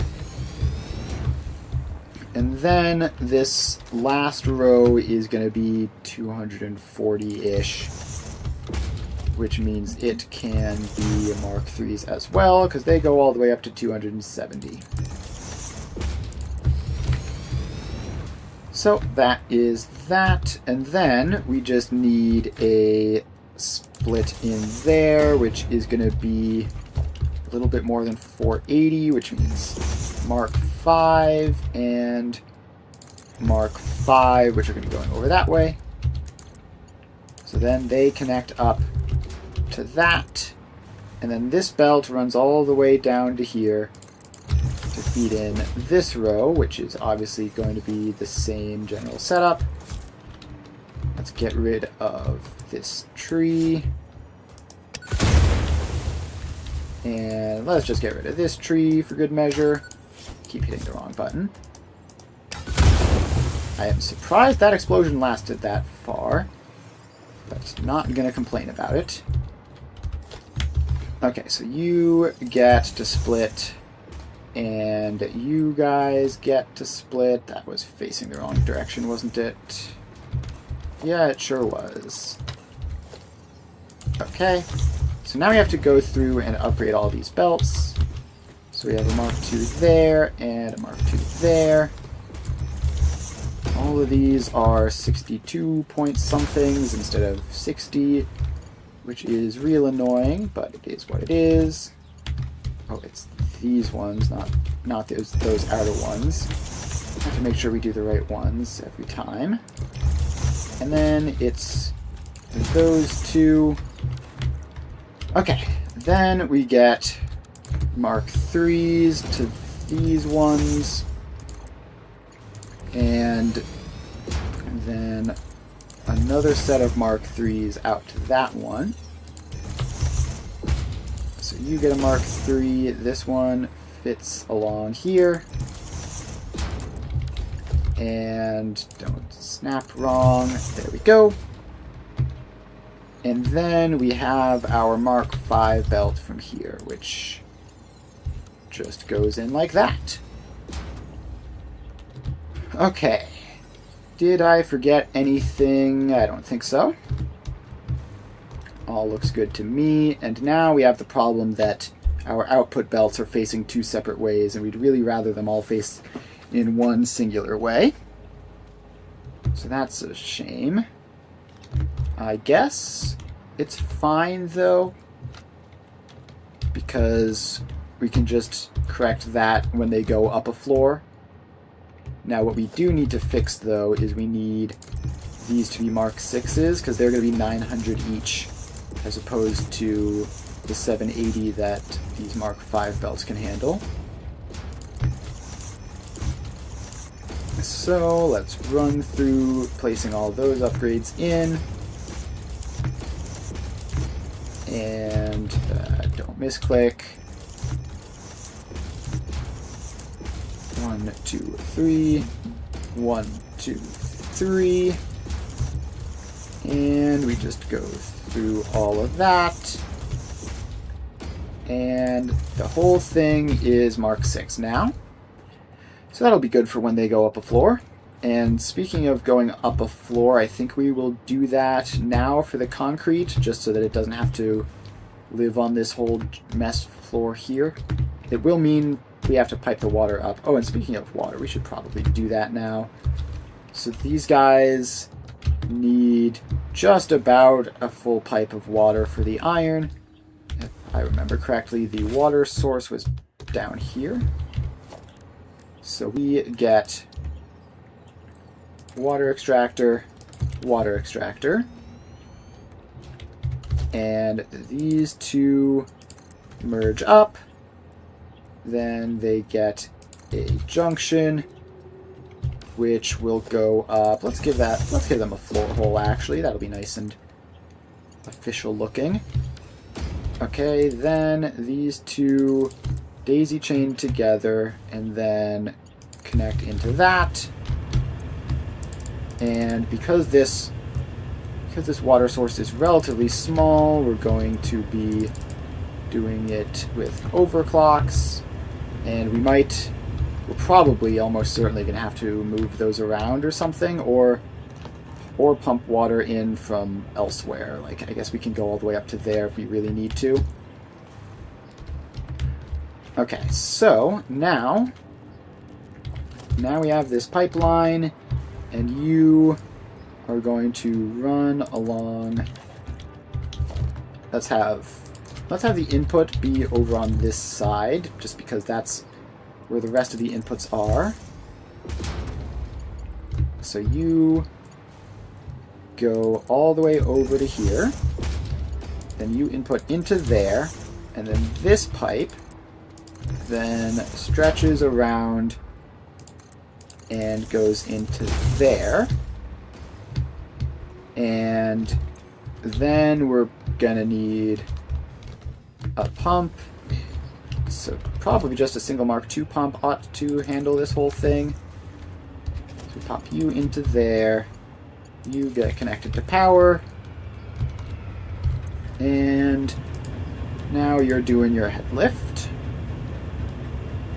And that's showing us 600 some going out, and not nearly enough head lift to be a problem. And we should see, yes, some of these first couple machines are now turning on. So that's all good. And then we will run over to this side to loop the water pipes across, so that just in case that helps any. There we go. So that is now all set up, and hopefully will just work out properly. So now this first row is just officially done, and we can add the walls in to go up a floor. going to go up a full floor of 10. And then we're going to make our starting foundation. Let's actually have the starting foundation be over here. I don't know why, but that just feels better for some reason. And then we can put in a blueprint and spam down a couple of these guys and get ready for the massive concrete production, which is gonna be a whole giant thing probably. Okay, so first of all, we have our 4x refinery blueprint, which is still the one that we want to be using. So we need to unhold you and just shift you around a bit so you're rotated the way I want you to be. And I just realized it doesn't really matter too much because this is a whole new floor. All the orientation is sort of irrelevant. So we're just going to pop you down like that. And you are going to be set to wet concrete. And this does a maximum of 80 concrete per minute. We need 2,400. So 2,400 divided by 80 is exactly 30. 30 is 6 times 5, which we can do that. That's no problem. We could crank it up to 32, but it shouldn't really make a difference. And that's going to be 100 times 30 is going to be 3,000 water, which is 2.5 full pipes. So we'll have to see if we can fit those in. Alright, so for now, let's just get this in. 4x refinery, blueprint auto connect mode, and this one, it definitely makes the most sense to build this into 2 batches because we need 2,400 of it. So we're going to have, I guess, so 30 would be 2 rows of 15, which doesn't work super well with this. 4, 8, 12. So this here is 16. If we added another row like this, yeah, actually, that would just be so much easier, right? To just have another 32 group just purely for the construction purposes. I think technically it's like 1% more power efficient as well, which we said we cared about, so yeah, let's do it that way. And then we're going to build the other row out this way so that the inputs go in the center, I guess. I don't know. Not sure it matters so much. Okay, let's get the power up here so that I don't have to worry about falling while I'm hovering. So we just need to pop down here, grab that power line, connect it up to that power line, and then we connect this row across. And there we go. Okay. But now that I'm thinking about it again, because I just can't stop going back and forth on this. We have 3,600 input, which is a pretty significant constraint. So we actually want this to be in, theoretically, we want it to be in like 3 groups of 10 or something. So if we have this in 2 rows of 16, then that's going to be 1,800 concrete per row, which we can do kind of. It's not super trivial, but it's also not horribly difficult. So yeah, we can just go along with this. So you get to be in default mode while I get you all aligned properly. And then you point like this. And then you line up perfectly horizontally. And then we're going to shift you back a good couple rows. Just give us some space in here to work everything out. And then we can build the rest of these guys in. So that's 4, 8, 12, and 16. Okay. So now we have all this stuff. So we also need to do the water, which each of these is going to be 1600 water, which is going to be like 2 1/3 pipes, or 2 1/4 pipes or something. So that's going to be complicated, but sure. Okay, so what we need to do is, let's just get the solids sorted out first, and then we can worry about the liquids. So these are 120 limestone each, which means that unfortunately every belt in the entire row is going to need to be upgraded. So these are all Mark IIs, and they just go across like this. Alright, and then we run over to here and get these ones upgraded to Mark II. So these upgrades all go in so that we can feed enough limestone into these machines.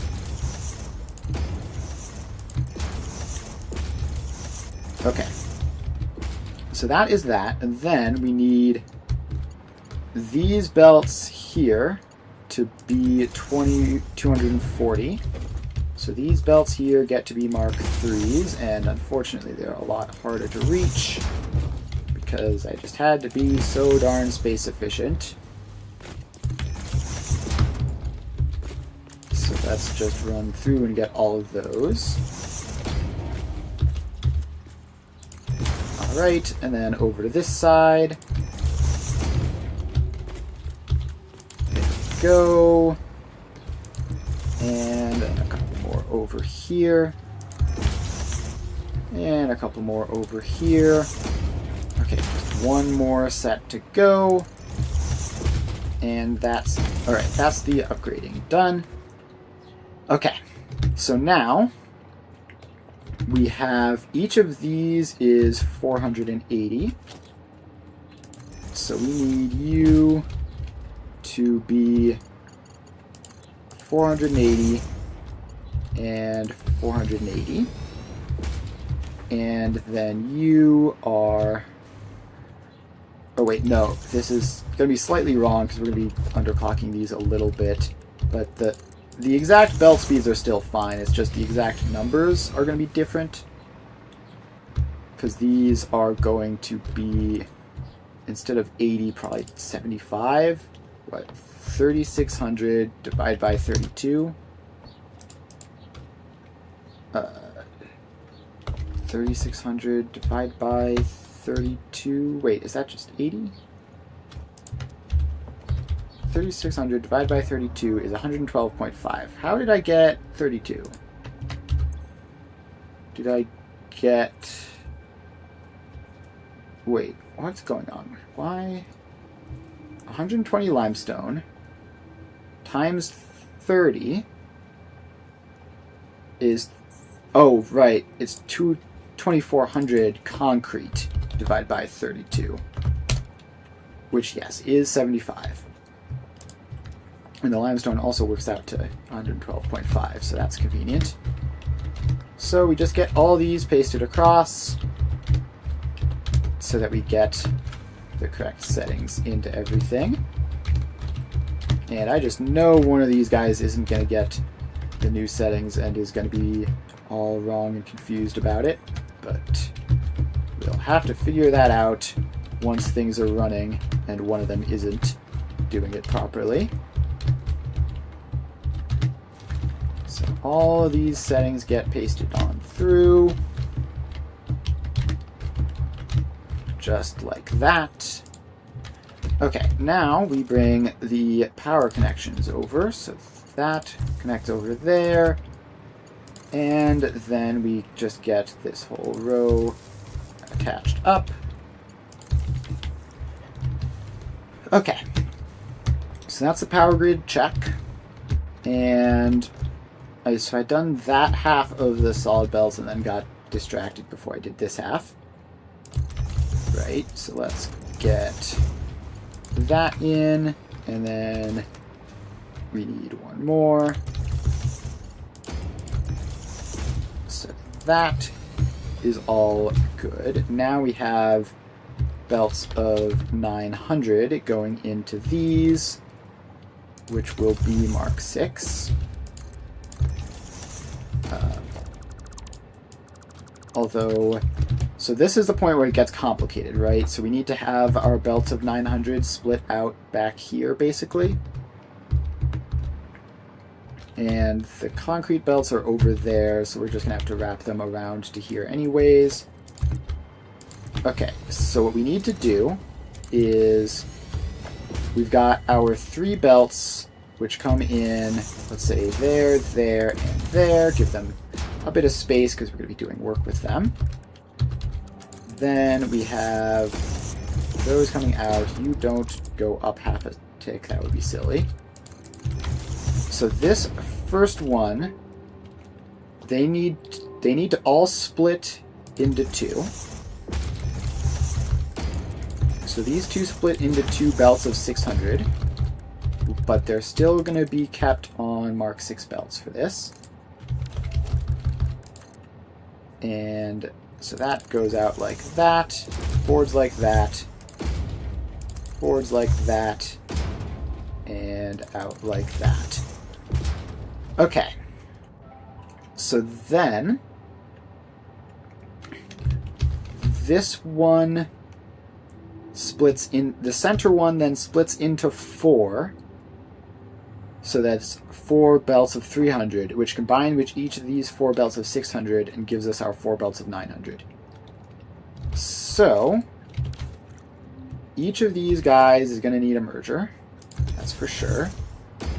And let's have them do something like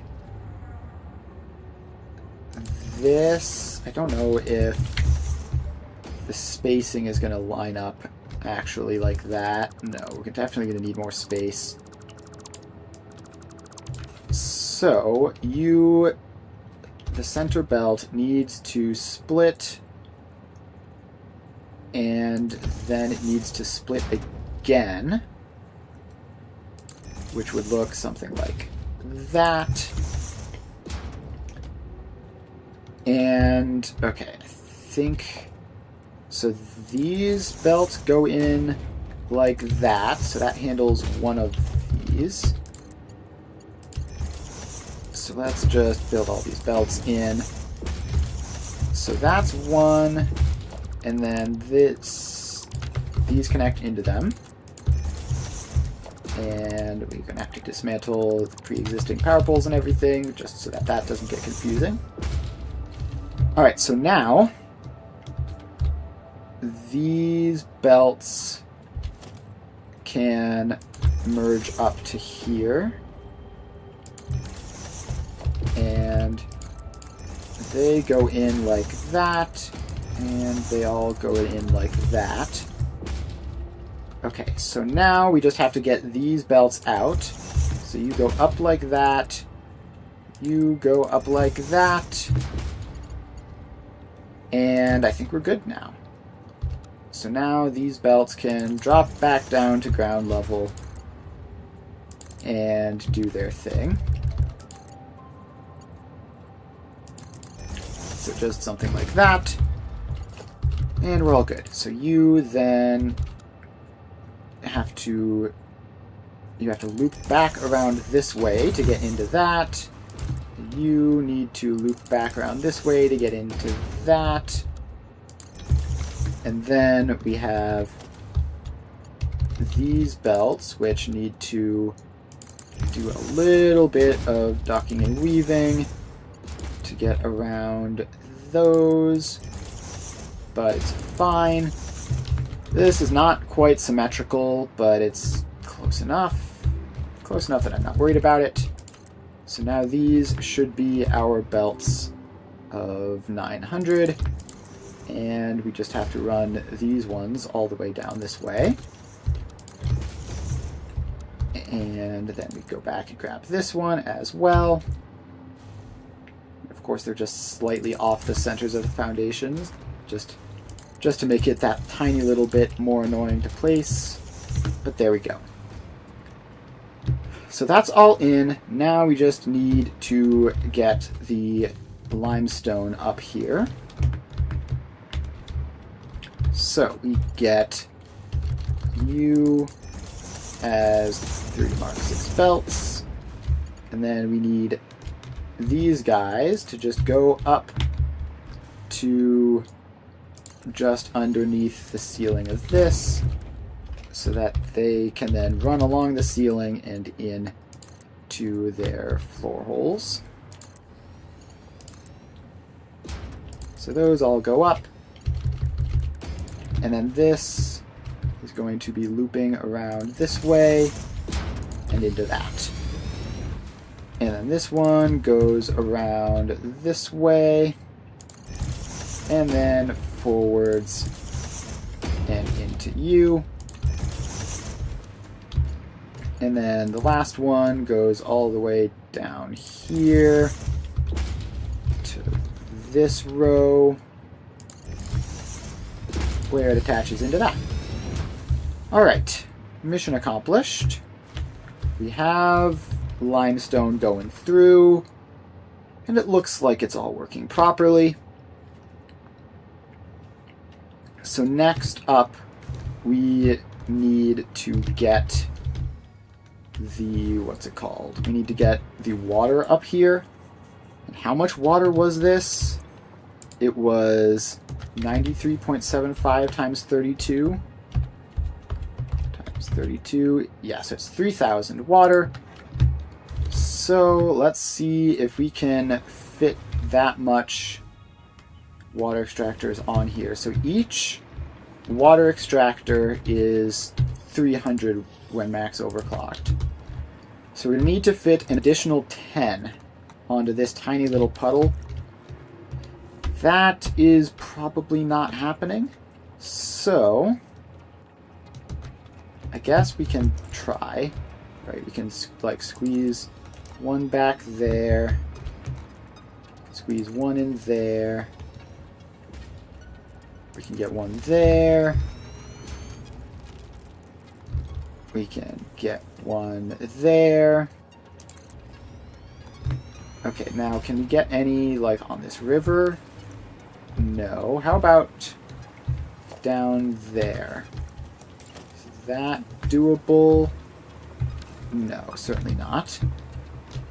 Okay, but there's another puddly type thing down this way, which we might try. But it's probably hopeless. Let's just hop on a zip line and get up to that sort of main water source over this way, because there's just a great big lake over here that we can pull from. And it's just right here. And okay, zip lining has failed. And the hover pack is being annoying. So, can I just grab a power pole out of you? No, apparently not easily. I have to jetpack over, grab a power pole out of you, bring it over this way. So now we have hover pack ability, and we can just place down all the water extractors we need here. That's 1, 2, 3, 4, 5, and we fall into the water. So now let's power these up so that we can use them to hover pack from, and then let's get the other half. 1, 2, 3, 4, and 5. Okay, that one is going to be a little bit annoying, but we can just pop it right there. Okay, so now we just have to continue chaining this pipe across. And yeah, the daisy chaining is pretty inconvenient, especially for stuff like this where just getting water pipes in is somewhat difficult ordinarily. So now we connect these guys up into batches of 2. And we are going to overclock all of them. And then get those settings pasted across. There we go. And done. And now we get that last batch of 2 pasted. Okay, so now we just have to put in pipeline junctions onto all of these batches of 2 and start bringing them over. So you are all going to have to get out of the row of extractors one way or the other.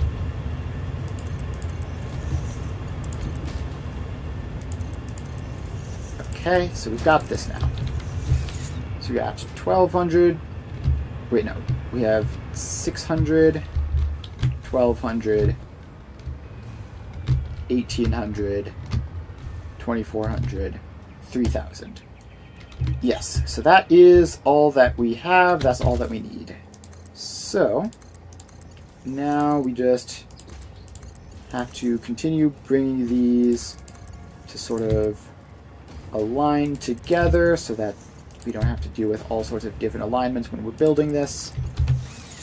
And then we just have to bring us up northeast a little bit. And hopefully that will be all there is to it. Hopefully we won't need like pumps or anything. I think we might be headed down actually, because this is sort of up on a bit of a ledge. So our factory might be below us, which would be really convenient. It might not be, because we did go up a floor from the factory. But we will see what happens when we get there. Okay, let's swap back to jetpack for this. So we're going to be bringing these pipes through the wilderness a fair bit. Okay, so we just have to get down this area and then over there. And yeah, it looks like the factory is definitely above us, so we will have to use pumps, but that's fine. I was expecting that. There was just a brief glimmer of hope that maybe we could skip that, but it was always in the plan to pump these guys up. And of course, Mr. Bean is there. Hello, good sir. Thank you. Just keep on moving. Alright. So this just keeps on going. There are more trees to snake around. And these pumps just keep on going.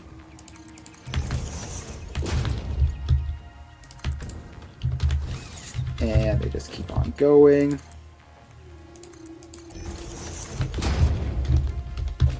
And they just keep on going.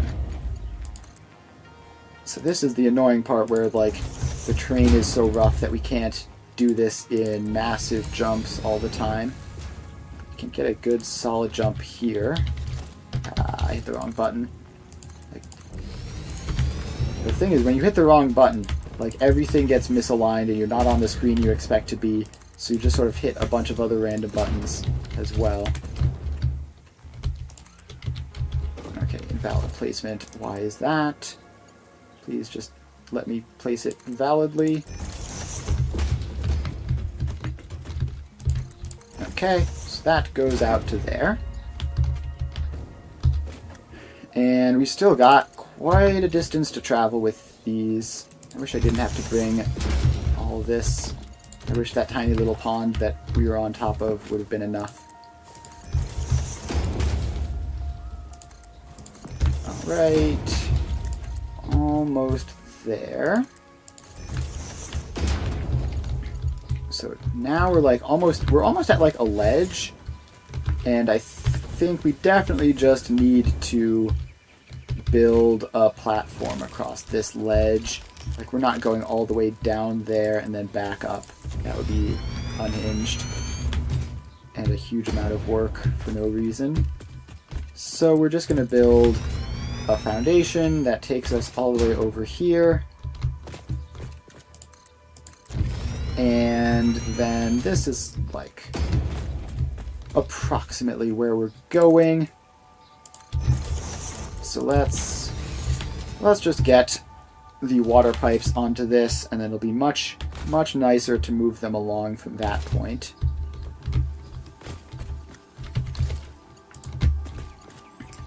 Especially because hopefully it'll mean that freaking Mr. Bean gets out of the way. So yeah, hopefully... Could you please not just stand there? Could you go somewhere? Thank you. It's annoying that he can phase through my pipes, but my pipes can't phase through him. He can go wherever he wants and get in the way. But I have to wait for him.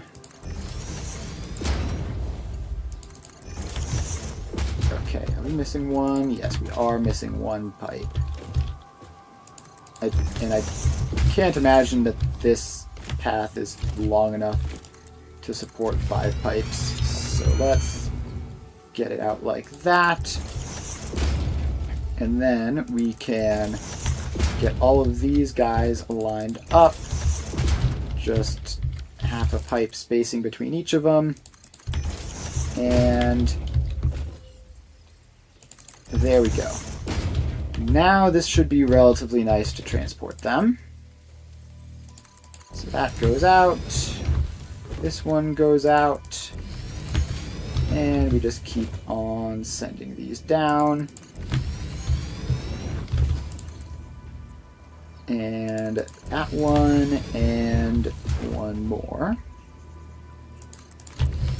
Okay, so that is the first little wave. Now we need to expand this foundation out. And I don't think we're in range of power yet, although we're getting close. Then the next wave will be right by that power pole tower over there, and then we'll be able to fly again, which will be quite handy to have. For now, we just got to make do with short little jetpack hops like that, which are quite annoying sometimes because you're constantly moving around. Okay, so now we can swap back to Hoverpack, get over this way, and then bring these guys in. And this is so much nicer. Okay, so that is that. Now we just need to worry about where exactly these pipes are going up. So, let's see here. We need to actually figure out how the pipes even attach in. So these are 93.75 each. And I assume that doesn't divide evenly into 600. No, it does not. So, let's think. We have 5 pipes and 2 rows, which means each row needs to get 2.5 pipes. So we just have a full pipe coming in from each side and then the half pipe coming in from the center, and that should be enough. Okay, so let's bring these over like this. So that goes over like that. And actually, let's see. So the center pipe is going to be connecting along there, probably. 3, 4, 5, 6, 7, 8. Okay, let's say it's that one and probably that one. 1, 2, 3, 4, 5, 6, 7, 8. Yeah, so that connects like the center too. So that can come back as a pipe. And then we also want these ones to come through as unique pipes. And we're just going to do it like this, and they all come this way and then go over to the right, and then that will be that. So you go along there, you go along there, and then they're going to have to duck under the center pipe real quick. And then get up and keep moving. Alright, so now we have 1, 2. So let's actually get sort of this block of pipes that we have here aligned in the same way that they were aligned over there. So we get, where's just the pipeline? Just a regular old pipeline support. Like you. Yes, so we go 1, 2, 3, 4, 5. And so then you line up like 1 and 2. And then this one comes out to be 3. This one comes around here to be 4. And then finally, this one is number 5. Okay, so now those are all lined up nicely. Now we can pop floor holes corresponding to them in here. 1, 2, 3, 4, and 5. That each of these snaps down into. 1, 2, 3, and a 4, and a 5. And let's expand that foundation out so that that's not kind of silly looking. Alright, and now we just have to connect these guys up to their individual inputs. And then we have to put the pumps on, and that will be that.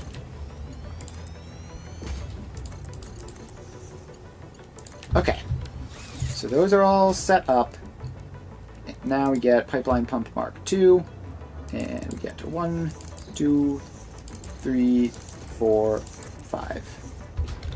Okay, so now we just have to power up that pump, which I guess we can grab a power pole off of you, get you upgraded, and then 1, 2, 3, 4, and 5. Okay, so the head lift here is actually exceeding maximum. Really, how far up do you get?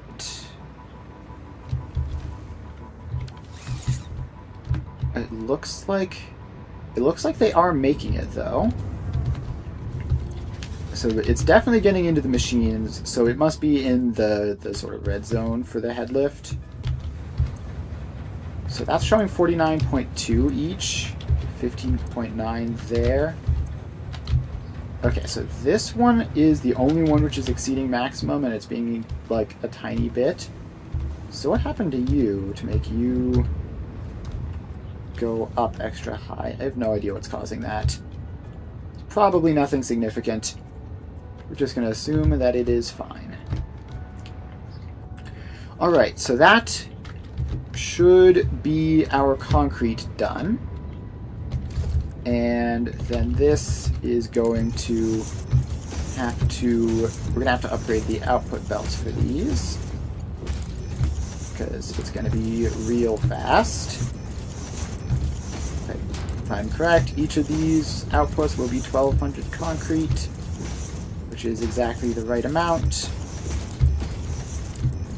So that all gets upgraded, and then we're going to have to run over here and do these ones. So this is all upgraded. And then we're going to have to... I mean, we're practically done, right? Like, we just need to bring the drone ports in for the dark matter crystals and the nuclear pasta, and then we just hook them all up, and that's that. I think it's actually just that simple. Okay, so these output belts also need to be Mark IIs, unfortunately, to get 75 a minute. So let's get all those upgrades in. And here we go. This all goes across, and I haven't been doing syncs on this factory because it's just relatively straightforward. That might conceivably cause some problems, but it should be fine. Alright, so we just need to upgrade all these to Mark II belts, and then go up another floor and get our drone ports and everything in. Alright, so that's all upgraded. Now we get a wall. The wall goes up 10. And then this goes across some. And we get foundations in, which we need to line up properly. And then sort of make some space up here. Not stacking on top of themselves. That would be bad. Okay, that's probably enough space to start with. So step 1, get the drone ports in. So that is drone port 1, drone port 2. So you are Singularity sells nuclear pasta. You... Oh, and we might as well set these up all the way. So we get nuclear pasta source onto you. And you get a drone. Alright. Then this is going to be Singularity sells dark matter. And then you are going to be more complicated because we've got these two guys providing dark matter sources. So we might just have to grab from both and just see what happens. So this is Singularity sells dark matter 2. Okay, so then this one grabs from NQP dark matter output. This one grabs from this one, which is helpfully just labeled dark matter source. Okay, so then all of these guys get drones, and I think we need to supply the fuel from this side. I'm not entirely sure, but it should be fine. So this is Singularity sells refueler, and you are going to be going to rocket fuel source. So then you get a drone, you get powered on. There we go, and let's also just bring up a power pole for that as well. And then you get, do I have rocket fuel? Apparently not. You get a stack of packaged rocket fuel. Where is it? Where is it? There it is. So you get some of that, so you can take off and grab some rocket fuel. Then we need to split that rocket fuel. So we are going to do something like this. So you get some of it, you get some of it, and then we continue taking this along. and you get the rest. So that will be the rocket fuel all supplied, and then we have our outputs here for nuclear pasta and dark matter crystals. So the nuclear pasta goes out this way and then down. And that's just going to be 12 per minute, which is fine. The dark matter crystals, we need, how many? 240 a minute total. So we're probably going to want to control for that. So we are going to get a merger, and each of these is going to get a Mark III belt so that each of these can feed the entire dark matter crystal supply individually. But then this output is going to be a Mark III belt, which will be splitting and then merging again. It'll be splitting into 2 Mark II belts, like that. And then that is 240 dark matter crystals supplied. Okay. So we've got the dark matter crystals, we've got the nuclear pasta, which we might want to limit to. So 12 is a fifth of 60. So if we just get a good old-fashioned 1-to-5 balancer in, and you go forwards like that, then we have a merger here. So 60 goes into that merger, 60 comes out, and then we get 4/5 of this loop back. So like that, and like this, and then we want all of those to be Mark 6 just in case. So now this should be 12 per minute of nuclear pasta, and that should be all good.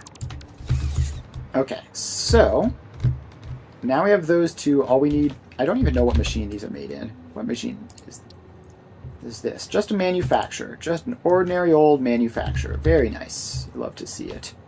Not having to do some weird-ass, cursed, specialized things that don't fit in blueprints or whatever. Alright, so let's just grab some space out that way and then go... Do I not have... Oh, right. I have to use the supercomputer blueprint for manufacturers, because that's just what I called it for some reason. Okay, so we can get one of those in, and now we have to figure out how many of these we need. So it's Singularity cells, and we are going to need 12 of these, right? So 12 is 6 blueprints worth. So let's get all of those in. So that's 2, 4. Oh, this should have been in blueprint auto-connect mode. Whoops. 6, 8. And let's just get... Come on. Just snap in correctly. There, we'll do it like that. So that gets 2 more foundations in, which we can then put 2 more blueprints onto. So that's blueprint number 10, and then we're going to have to wait a bit for the remaining blueprints because we are low on, ironically, concrete and iron plates. So while we wait on that, let's get the power connected up. So that all goes across to there. And probably not going to take too long for those 2 items, right? I have to go into blueprints before I type. Supercomputers. We're just like 20-ish iron plates short, and that should just be like 10 seconds worth. There we go. Alright, so that is all built in. So now we need to, first of all, check that the power lines, the power lines are all good. So what we need to do is get these pasted across. So we go Control-C, Control-V, make sure we're doing it right, and we are. So these go all the way across through all this stuff. And paste, and paste, and paste. So now these all have the settings. And these last two didn't get powered because I built them after I did that.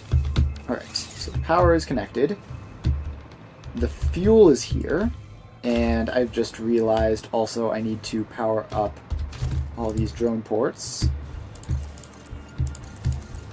So let's get the drone ports powered, and then they are going to promptly leave once the fuel is good enough. Yeah, so you're leaving, you are leaving, and you are leaving.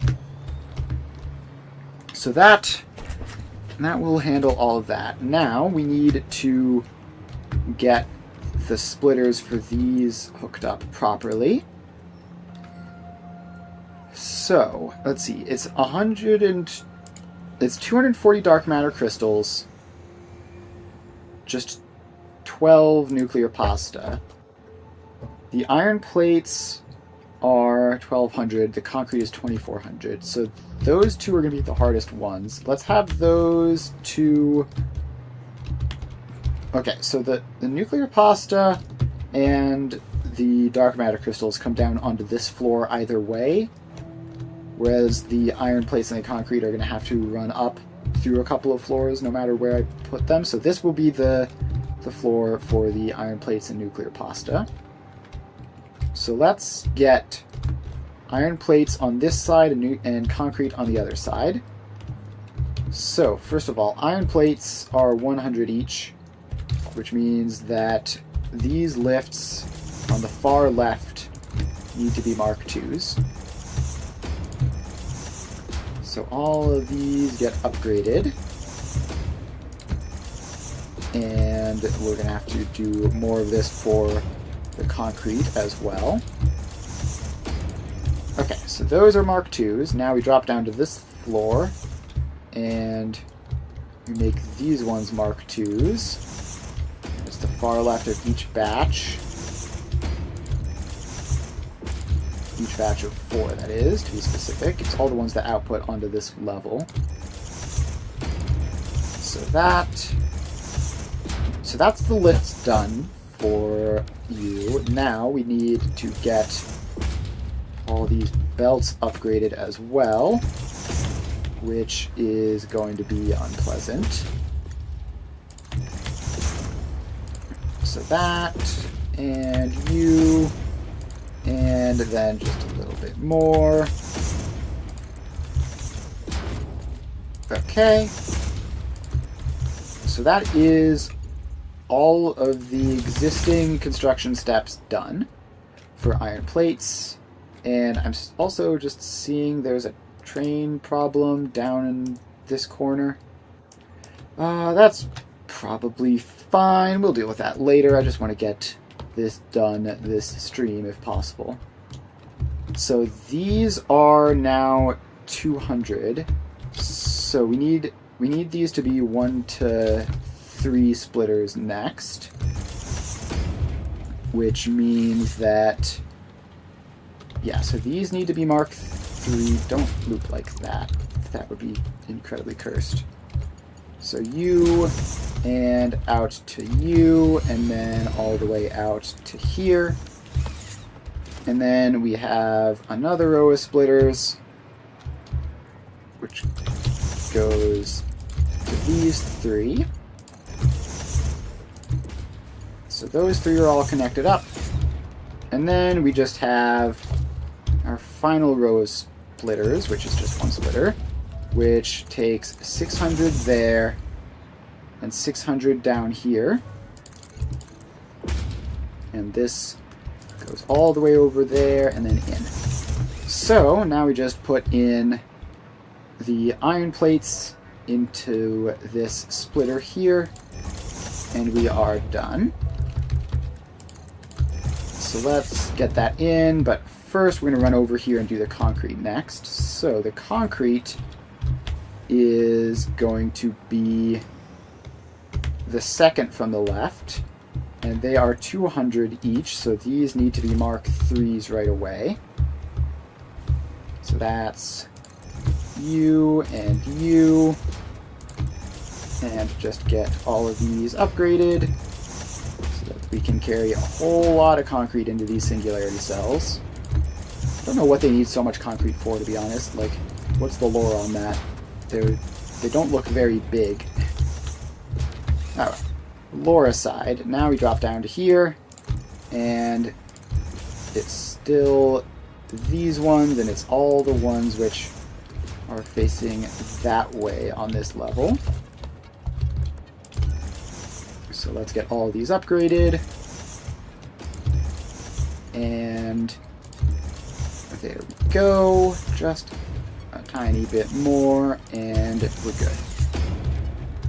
Okay. So now we need to get all of these belts up to Mark 3 to feed into those lifts. So that's going to be the next step for us here. And that just goes across all of this. Alright. And there we go. Okay. So, now we need our 1 to 3 splitter, which is going to be 1,200 already. So these are 200 each, which means they're 400 for each of these rows. And then we won't need the next splitter because it's just going to be 2 input belts instead of 1. So that just goes along and splits to all of those guys. Okay, now we just bring this input belt down to here. Not as a Mark 5. You very specifically need to be a Mark 6. So you come all the way down to here and a little bit further. Then this one can come out and sort of wrap up to the same general area, and now we just put those 2 input belts in and we're good to go. So, nuclear pasta is here, dark matter crystals are here. Let's see, we need this belt to get placed before that'll work. Okay, so now we drop down and bring the iron plates and the concrete together. So both of those are currently across 2 separate... Oh, wait, I'm dumb. I have iron ingots here, not iron plates. Okay. That's fine. We can fix that problem just over here. So we need to build the line to actually make iron plates out of these ingots before we can pop them into the final output. So let's get some foundations in. We can do that on this floor, and that's fine. And that should just be iron plates, just using the base recipe, right, for this? Yeah. So that's just a whole bunch of constructors. Constructor. 5 constructors. Alright, sure. Let's do this since it's the most amount of constructors per click, and we're just trying to be fast. Alright, so constructors go in. And that is all going to get built. So, these need to not be fixite trigons, they need to be iron plates. So that will be 30, 60, 90, 120, 150 iron plates in to 100 iron plates out, I think, right? 20 times 5, yeah, 20 times 5. Okay. So, that is going to cause problems with these input belts, but it's fine. So we will just place these in. If these are 100 iron plates out. We need 12 of them. So let's get those all lined up. And just place them along like this. And we're gonna need to connect those belts up because I forgot to do that preemptively. Okay, so how many do we have here? We have 1, 2, 3, 4, 5. We need 12 of these. No, let's just blueprint them up so that they're faster, so that I don't have to do as much building. So these are going to be iron plates, but we are going to make them 40 per minute. So we can then copy and paste all the way down this line of constructors. And there we go. Just got to get all these pasted. And the annoying fact is that now these are 60 inputs a minute. It would be a lot simpler to just not have this whole 1 to 5 splitter set up and just have a belt speed limiter, but it's fine. Also, I ran out of power shards to do the upgrades with, so let's grab some of those and start pasting again. And where exactly did I run out?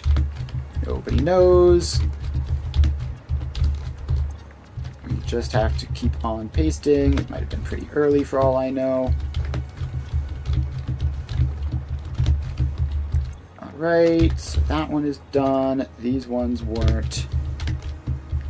We must have had like 4 power shards left. Okay, so now those are all pasted. So now we can upgrade the power lines through all of these. And then connect them all up. So that connection goes back to there. Okay, so now we've got, 6 of these guys, and we need each of these to be 60 times 5 is 300, so mark 4 belts. And this is, of course, like the most annoying possible type of splitter that I could build that would need to be upgraded. Although, actually, this doesn't even need to be a perfect splitter, right? Because we can just use belt speed limiting to force it.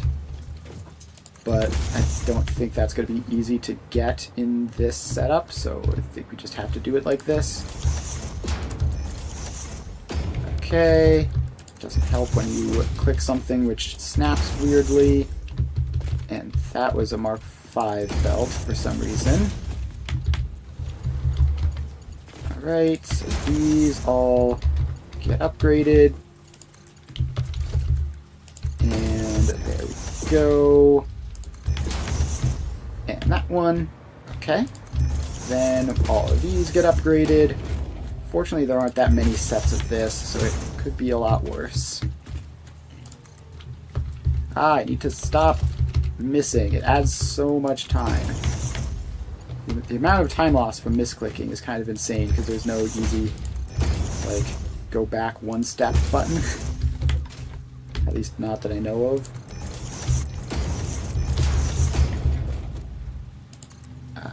No. Yeah, so the only button is to just escape out from building the thing entirely and retry.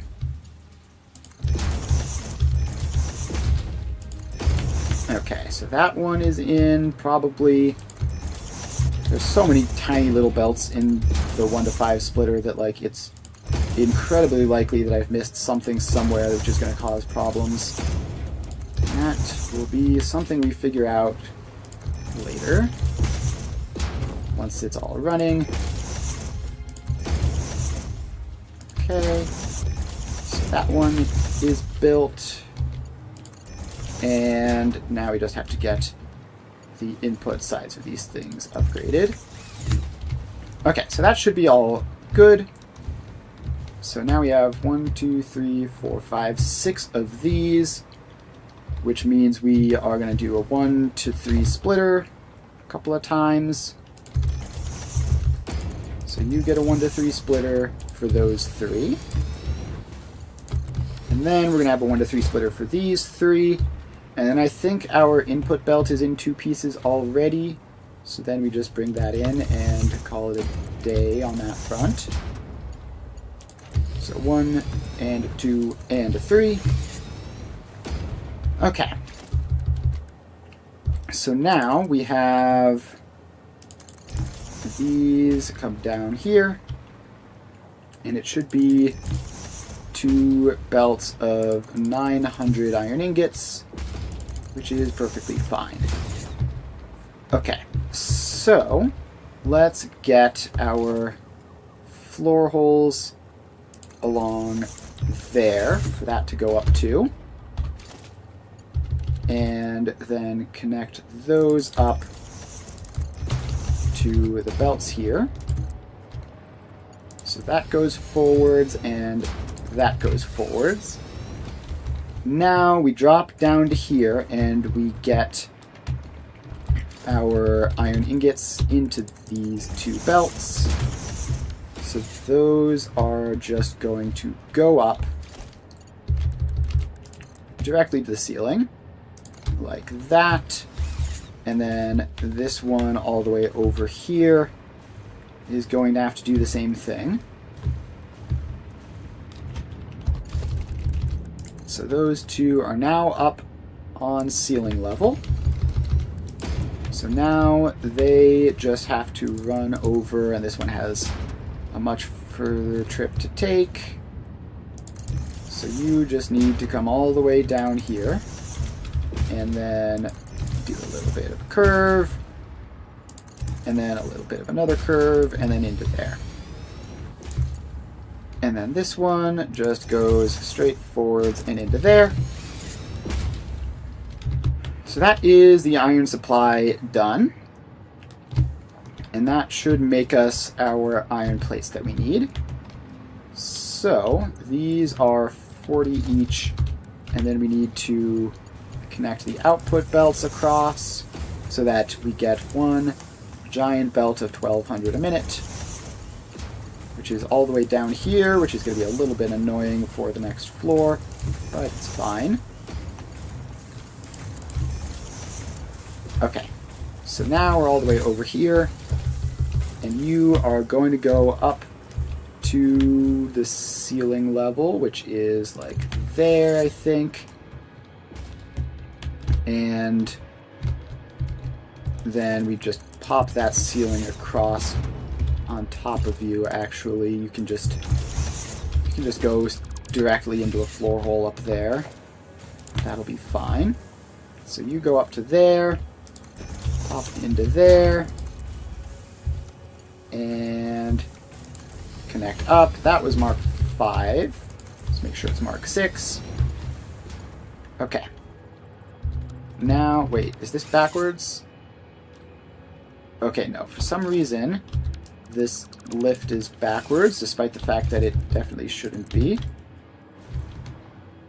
So that goes up. Now it should hopefully feed into this floor hole properly. Like that. Yes, so now that's fed in correctly. So this belt comes around here. Oh wait, no, it has to go up one more level, right? Because this is all the way up here. It's a good thing I caught that by not doing the other level in advance. So that goes up and connects. And now you just come around here. And wait, I already put a floor hole in here. That's fine. We're just going to remove that one. So then this just comes forwards, and then we can move that conveyor lift, remove the floor hole that goes along with it, and then you go into that. Iron plates, check. Okay. Next up is concrete. Literally next up, because it's going up. So we've got one output belt over there, and the other output belt probably over here. Yep. Okay. So let's get them coordinated up. So you go up to here. You go up to here. Something like that. And then we have to get this next one up as well. So we go over to this one, and this one rises up to ceiling level as well. Alright, now we just need to get these belts across. So you have your floor holes there and there, and they are going to be outputting in that direction. And I guess we'll just connect them up while we're here. So you two go up to there. So now we have to go down another floor, which, ooh, that's not quite right. It's like that and that. So you go down through that floor. And then we just have to get those two belts into these two, which should be pretty easy, actually. So we just have to bring them directly over. So you go into there, and then this one goes all the way down to here. Alright, just a little bit further, and then in. Okay, so that is concrete. Check. So now we just have to do the last little steps of the nuclear pasta and the dark matter crystals. And these are still threes, right? 1, 2, 3, 4, 5, 6, yes. So we do a row of 3 to 1s, and then a row of 2 to 1s, and then that'll be that. The nuclear pasta is almost nothing. The dark matter crystals are 240 total, which isn't that much. So 240 total is 120 each after the first split, and then 40 each after the 1 to 3 split. So let's have this one that we're doing here be the dark matter crystals, because they have to go a little bit further to get around here, so we might as well give them the faster belts to do that. So then we have you, and that is 120 there, and 120 down to here. And then this is a 240 belt, which just goes in. So now we have to loop this around, and I might have not thought that out fully well, because we're going to have to cross right in front of the nuclear pasta to manage it, but that's fine. You go up a tab, just over that, and then back down, and then this whole thing is pointing back. Why is this whole thing pointing backwards? How did that even happen? We have to dismantle all these belts, figure out what happened. Did I... Oh, I connected it to the side of this instead of the input. Whoops. Alright, that's fine. We just connect this up to all the existing supports, and then we connect that. Okay. So, nuclear pasta is the last step. And it is going to be Mark 1 belts all the way. So we just put all these guys in. And we have to fly all the way down to here to get these ones. So all of these get their nuclear pasta belts. And then this is going to have to bring a belt down this way eventually, so let's just get that started now. And now we get our splitter, which goes like that and like that. And now we just have to bring this around and feed it into that. And that is everything, right? So are these set up? They are. Did we get the outputs set up? So this is 120 output. Okay, and we also need to do at least some of the connections, but this should be everything. So hopefully by the time I finish getting these upgrades in, we will start to see the first Singularity cells get made, and they should be pretty quick, right? 120 a minute is not that bad at all. Okay, so now we need to get some space out here and a little bit of extra space. Alright, so we have that. So we need a drone port, a box, and a sink. So we have industrial storage container. That will be the first step. And it will be going into a smart splitter. So that, we also need to upgrade that last little chunk there. So that is center any left overflow. So then we have a drone port here, which we're going to pop down like that. And wait, no, not quite. We need another smart splitter. And a Mark II belt going into that. So this is Singularity cell source, which gets powered up, of course. And then finally we have the awesome sink, which goes like there. And this smart splitter is right any center overflow, and the sink is powered on. Okay, why do we not have concrete here? What happened? What happened with the concrete? Did I not... Why is this a smart splitter? Why? You don't need to be a smart splitter. You can just be a regular old splitter with no settings or anything. Just do your normal thing. I must have hit E an additional time somehow. Okay, so these ones are all working. And now we have concrete. And I hear sounds.